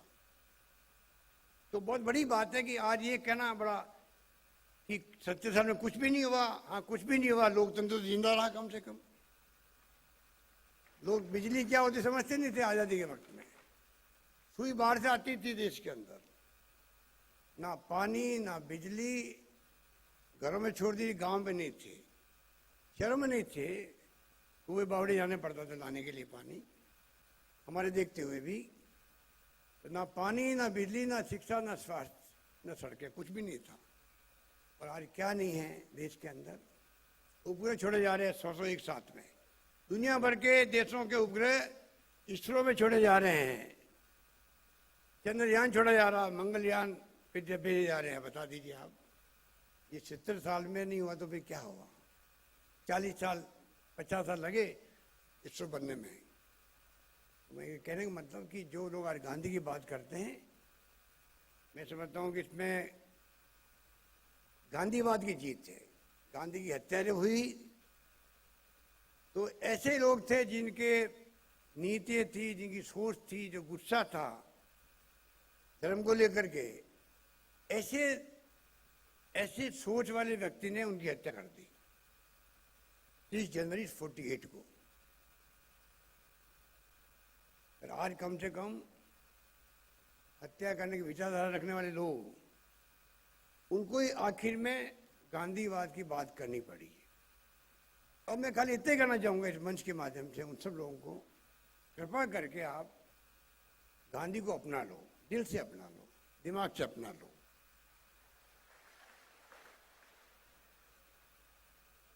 जिससे कि गुस्सा शांत हो जाए देश के अंदर, प्रेम भाईचारा बढ़ जाए, हिंसा बंद हो जाए, मॉब लिंचिंग बंद हो जाए। वो तब होगा तब आप गांधी को खाली जुबान से नहीं, आप दिल से प्रेम करोगे, दिमाग से भावना रखोगे। गांधीवादी विचार अपना करके गांधी की बात करने का आपको अधिकार मिलता है। गांधीवाद को अपनाओ भी नहीं आप, तो गांधी तो कहता अहिंसा, सत्य, परिग्रह, अर्थे, अपरिग्रह, उनकी लंबी भावना है, वो सब आपको मालूम है, रिपीट नहीं करना चाहता। जो उनके विचार थे, विचारों को अपनाना बहुत जरूरी है। फिर आप गांधी की बात करो, सरदार पटेल की बात करो। आज उनकी बढ़ के बात करते, उसी आरएसएस के ऊपर सरदार वल्लभ भाई पटेल ने प्रतिबंध लगाया था जब गांधी की हत्या हुई। तो आरएसएस ने लिख के दिया पटेल को, जो गृह मंत्री थे, कि हम भविष्य में राजनीति में हिस्सा नहीं लेंगे, हम सांस्कृतिक दल के रूप में काम करेंगे। आज आरएसएस का राज है देश के अंदर। आज एक आरएसएस का प्रचारक जिनका नाम है नरेंद्र मोदी जी, वो प्राइम मिनिस्टर है देश के। कम से कम आरएसएस को चाहिए, पटेल की बात करने लग गए जिन्होंने प्रतिबंध लगाया था। नई पीढ़ी को ये बातें मालूम नहीं है, और सोशल मीडिया के माध्यम से जो उनकी टीमें बैठी हुई है मोदी जी की, वो प्रचार करती रहती है। तो मैं इस मौके पर ये कहना चाहूँगा, हम चाहेंगे कि गांधीवादी भावना और फैले, क्या कोई पॉलिटिकल पार्टी के लोगों में। तो यहाँ तक कहता हूँ कि गांधीवादी जो भावना है, अगर आप उनका जीवनी पढ़ लेंगे तो आप खुद महसूस करेंगे कि हमने एक नए विचारों के व्यक्तित्व के वाले धनी बन गए हैं। तो मैं आपको निवेदन करना चाहूँगा, और मैंने ये भी कहा है, कम से कम मोदी जी प्राइम मिनिस्टर हैं, अमित शाह जी गृह मंत्री हैं, 2 लोग देश चला रहे हैं इस देश के अंदर। कृपा करके आप आरएसएस वालों से बात करो, बीजेपी नेताओं से बात करो, सबको कहो कम से कम एक बार देश से माफी तो मांगे, हमारी गलती हुई, हम गांधी को पहचान नहीं पाए पहले। 60 साल के बाद में समझ में आई हमें कि गांधी क्या था, उनके विचार क्या थे, इसलिए हम गांधी का नाम अब लेते हैं। तब आपका बड़प्पन दिखेगा, आपने अपनी गलती महसूस करी है, पर अब आप गांधी जी को अपनाना चाहते हैं। हम तो जानते हैं कि ये हमारी पार्टी, कांग्रेस पार्टी के विचारों की जीत है कि 70 साल के बाद में हम इनको गांधी याद आ रहा है, पटेल याद आ रहा है, कोई दिक्कत हमें नहीं है। फिर भी हम कहना चाहेंगे, अच्छी बात, हम स्वागत करते हैं कि आप गांधी को अपनाओ, और गांधी का रास्ता ही देश की समस्याओं के समाधान का रास्ता हो सकता है। जहां घृणा नहीं होगी, नफरत नहीं होगी, सत्य पे हम चलेंगे। सत्य ईश्वर है, गांधी जी ने कहा था, ईश्वर ही सत्य है, सत्य ईश्वर है। और ये बात बिल्कुल उन्होंने ठीक कही। एक बात कह के मैं अपनी बात समाप्त करता हूं, कि मुझे कोई भाषण नहीं देना है, कि मैं कई बार कहता हूं लोगों को कि सत्य के बारे में गांधी जी क्यों कहा ईश्वर है।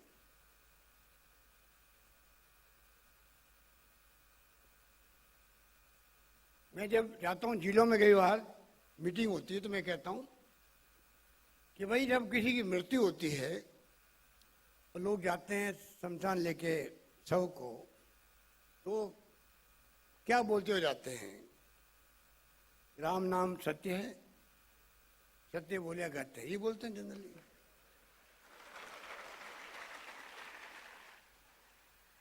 अलग अलग भाषा हो सकती है, पर मतलब ही है सबका, चाहे वो हाड़ौती का हो, कि मारवाड़ का हो, मेवाड़ का हो, जयपुर का हो।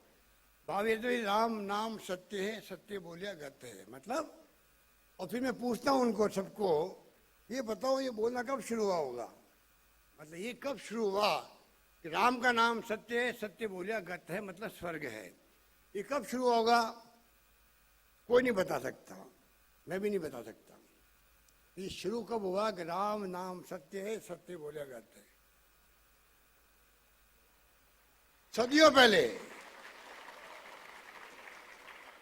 जो गांधी ने कहा सत्य ईश्वर है और ईश्वर ही सत्य है, वो तो हिंसा, जो हिंसा करेगा वो सत्य को भी नहीं बोल सकता है। उनकी तो पूरी जीवनी में आपको कई शिक्षा बातें मिल जाएगी। तब मैंने उनको कहा कि सदियों से जो बोला जा रहा है, हमारे पूर्वज जो थे, दादा परदादे, उसके पहले 1000 साल पहले, 2000 साल पहले, तब भी राम नाम सत्य है, और जो सत्य बोलेगा उसको स्वर्ग मिलेगा और किसी को नहीं मिलेगा। इसलिए मैंने कहा मोदी जी, आप और ये जो आपकी टीम है वो आपको मुबारक हो, तो लोकतंत्र है, आप जीत गए हो, हम लोग कामयाब नहीं हो पाए हैं। हमारी दुआएं आपके साथ में कि आप अच्छा शासन दो देश को, अर्थव्यवस्था मजबूत करो, लोगों को रोजगार दो, नौकरी लगने की बजाय नौकरी जारी लोगों की, ये चिंता का विषय है हमारे लिए। तमाम वो काम करो जो आपको करना है, जनता ने आपको जिम्मेदारी सौंपी है, पर राष्ट्रपिता मत बनो। अभी अमेरिका गए, बड़ा शो हुआ वहां पर, कोई बात नहीं, वहां अगली सरकार ट्रम्प सरकार कह के आ गए। अरे 70 साल हमारी जो विदेश नीति है वो निष्पक्ष रही है। दूसरे मुल्क में जाके हम बात करेंगे, किसी पॉलिटिकल पार्टी की कैंपेन करेंगे, और अगर दूसरा उम्मीदवार जीत गया दूसरी पार्टी, तो क्या होगा, हमारे साथ में संबंध क्या रहेंगे? ट्रम्प नहीं जीते और कोई जीत गई दूसरी पार्टी, डेमोक्रेट जीत गई, क्या करोगे? कभी नहीं कहा जाता है, पर कहा उन्होंने। और ट्रम्प साहब ने कह दिया कि ये तो हिंदुस्तान के राष्ट्रपिता है। कमाल है, राष्ट्रपिता है। मैंने कहा मोदी जी, आपको उसी वक्त कहना चाहिए, सॉरी ट्रम्प साहब, राष्ट्रपिता सिर्फ एक ही वो है, महात्मा गांधी राष्ट्रपिता है।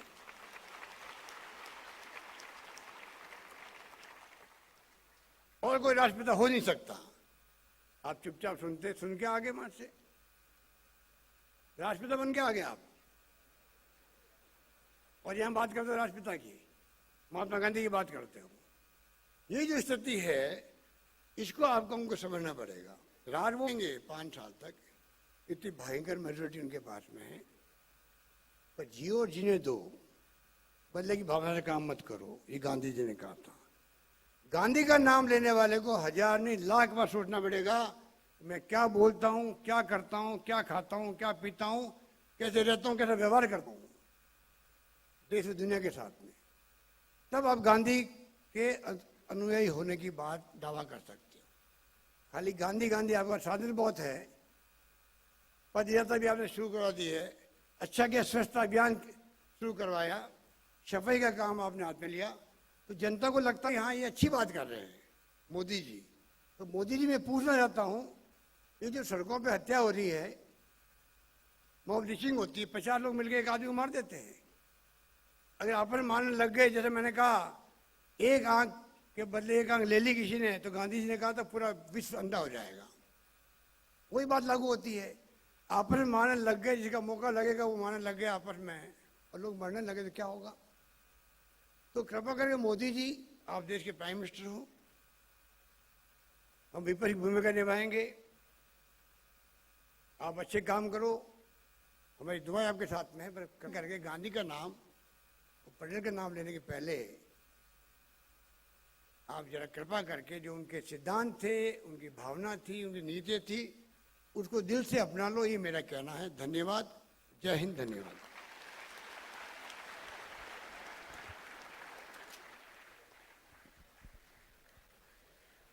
देवियों और सज्जनों, आपकी तालियों का उद्घोष गूंजे सभागार में राजस्थान की जन आकांक्षाओं के प्रतीक माननीय मुख्यमंत्री महोदय के लिए। और अब धन्यवाद ज्ञापन के लिए आमंत्रित हैं प्रमुख शासन सचिव कला और संस्कृति विभाग श्रीमती प्रिया गुहा। आदरणीय मुख्यमंत्री महोदय, माननीय मंत्रीगण, स्वतंत्रता सेनानीगण,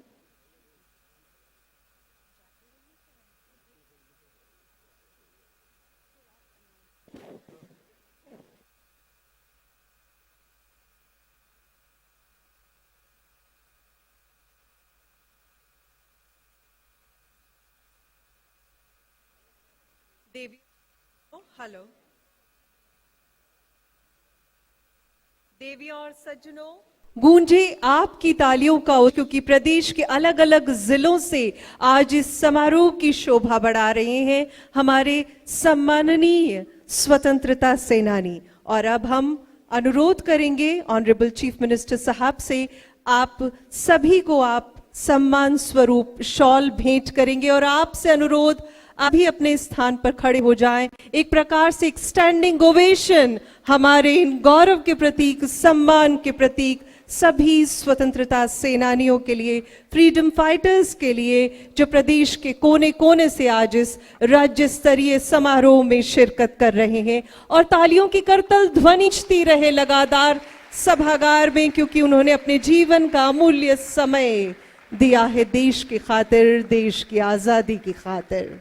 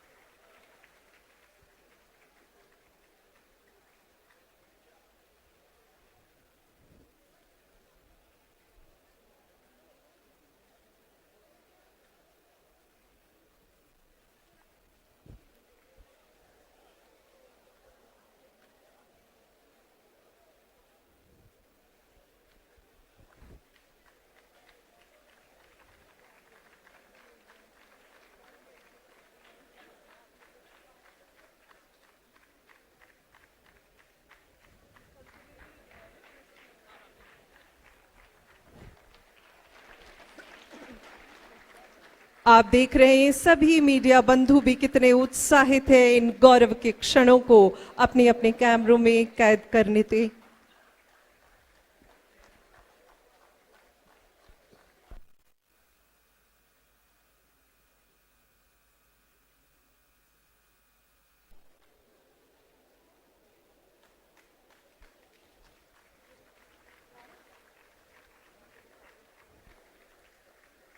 गांधी 150 पोर्टल का जो तैयार किया गया है, DOIT की टीम ने 4 महीने तक पूरी मेहनत के साथ ये पोर्टल तैयार किया गया। उन सभी के साथ भी एक समूह चित्र।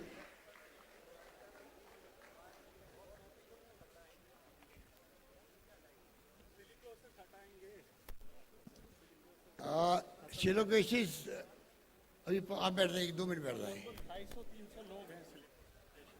अभी निखिल डेरी कह रहे हैं कि 250-300 यहाँ हमारे बैठे हैं जिनको सिलोकेसिस बीमारी हुई है।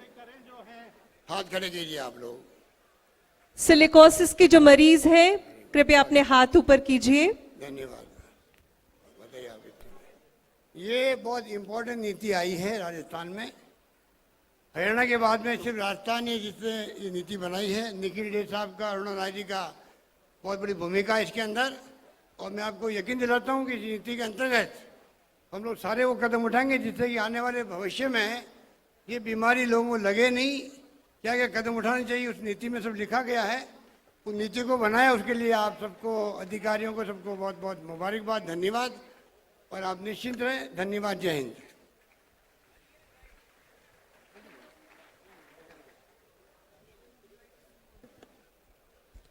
आदरणीय मुख्यमंत्री महोदय, माननीय मंत्रीगण, स्वतंत्रता सेनानीगण, सभी गांधीवादी विचारक, डॉक्टर सुदर्शन अयंगर, मुख्य सचिव महोदय, सम्मान्य अतिथिगण। राष्ट्रपिता महात्मा गांधी जी के जन्म के 150वीं वर्षगांठ के उपलक्ष्य में आयोजित गांधी सप्ताह के अवसर पर आज के कार्यक्रम में पधारकर आपने इसकी शोभा बढ़ाई। मैं आपका आभार व्यक्त करती हूँ। इनसे जन सामान्य में गांधी जी के विचारों को प्रसारित करने में, एक जीवन में ढालने में प्रेरणा मिलेगी। डॉक्टर सुदर्शन अयंगर का विशेष तौर पर धन्यवाद देना चाहूंगी। हमारे एक फोन कॉल पर आपने हमारा निवेदन स्वीकारा और जयपुर पधारे। माननीय मुख्यमंत्री जी के मार्गदर्शन के बिना ये कार्यक्रम संभव नहीं होता। उनका बहुत बहुत आभार। पर सभी विभाग जिन्होंने भागीदारी इस कार्यक्रम में दी है और बहुत से काम किया है, उन सबको बहुत बहुत धन्यवाद। एक बार पुनः सबको धन्यवाद। गांधी 150 वेब पोर्टल DOIT की टीम समूह चित्र के लिए।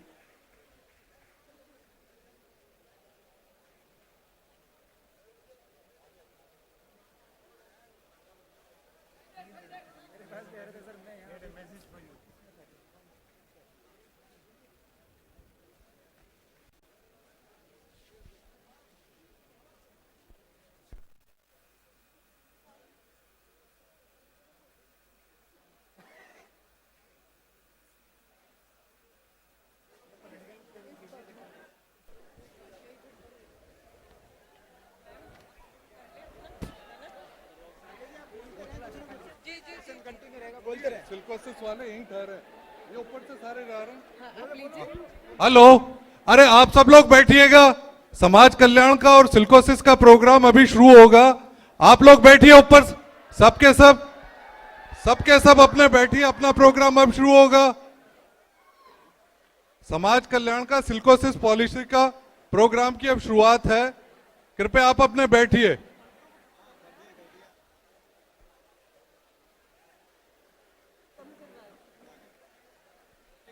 कविता जी, आप सबको समझाइएगा कि वो बैठे, वापस व्यवस्था बनाए रखें।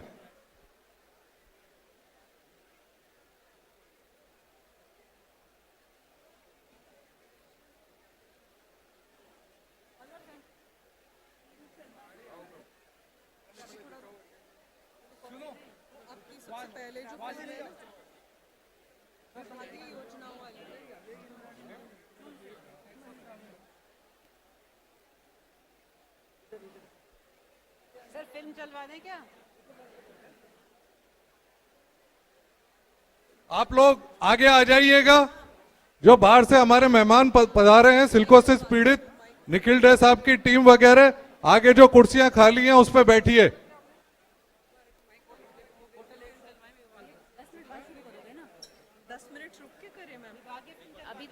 आगे फिल्म चलवा दो। हाँ ठीक है।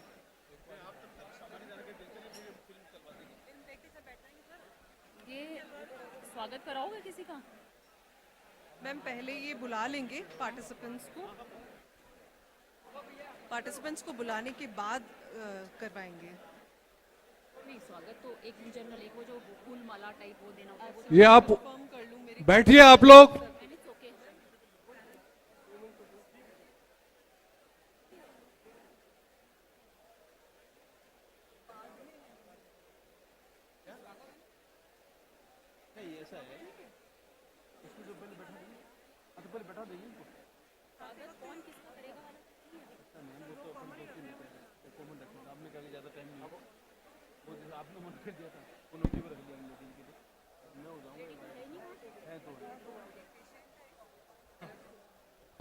अब आप लोग बैठिए।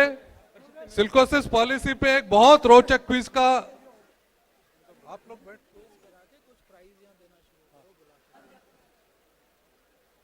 आप लोग कहाँ जा रहे हैं? बैठो ना।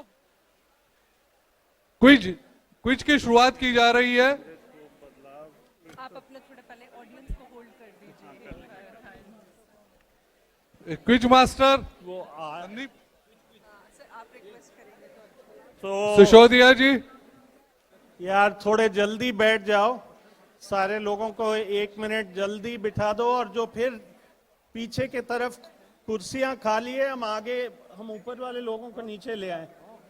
तो एक बार जो लोग अलग अलग जिलों से सिलिकोसिस के लोग जल्दी बैठोगे तो जल्दी शुरू करेंगे और मौका मिलेगा हमारी बातें करने के लिए। आप जो भाई आप लोग बैठिए। एक बार यहां बैठ जाओ ना।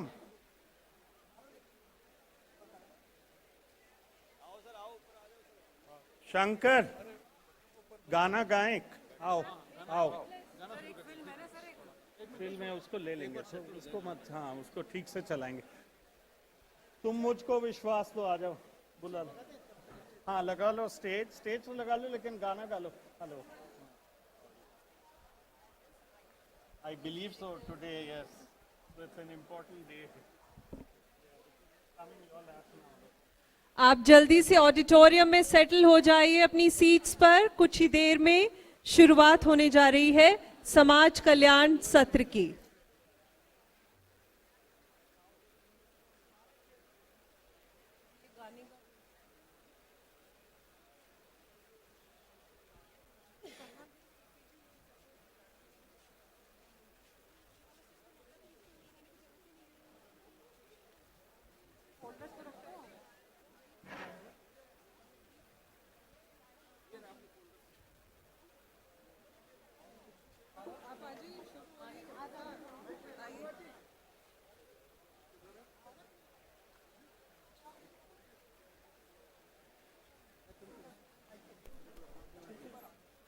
रामनिवास जी, रामनिवास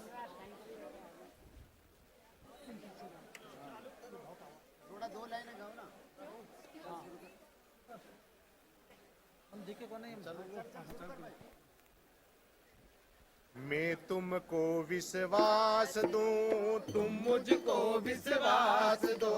मैं तुमको विश्वास दूं, तुम मुझको विश्वास दो। शंकाओं के सागर हम लग जाएंगे, शंकाओं के सागर हम लग जाएंगे। मरुधरा को मिलकर स्वर्ग बनाएंगे, मरुधरा को मिलकर स्वर्ग बनाएंगे। प्रेम बिना ये जीवन तो ये अनजाना है, प्रेम बिना ये जीवन तो अनजाना है। सब अपने हैं, कौन यहाँ बेगाना है, सब अपने हैं, कौन यहाँ बेगाना है। हर पल अर्थवान हो जाएगा, हर पल अपना अर्थवान हो जाएगा। बस थोड़ा सा मन में प्यार जगाना है, बस थोड़ा सा मन में प्यार जगाना है। इस जीवन को साज दो, मौन नहीं आवाज दो, इस जीवन को साज दो, मौन नहीं आवाज दो।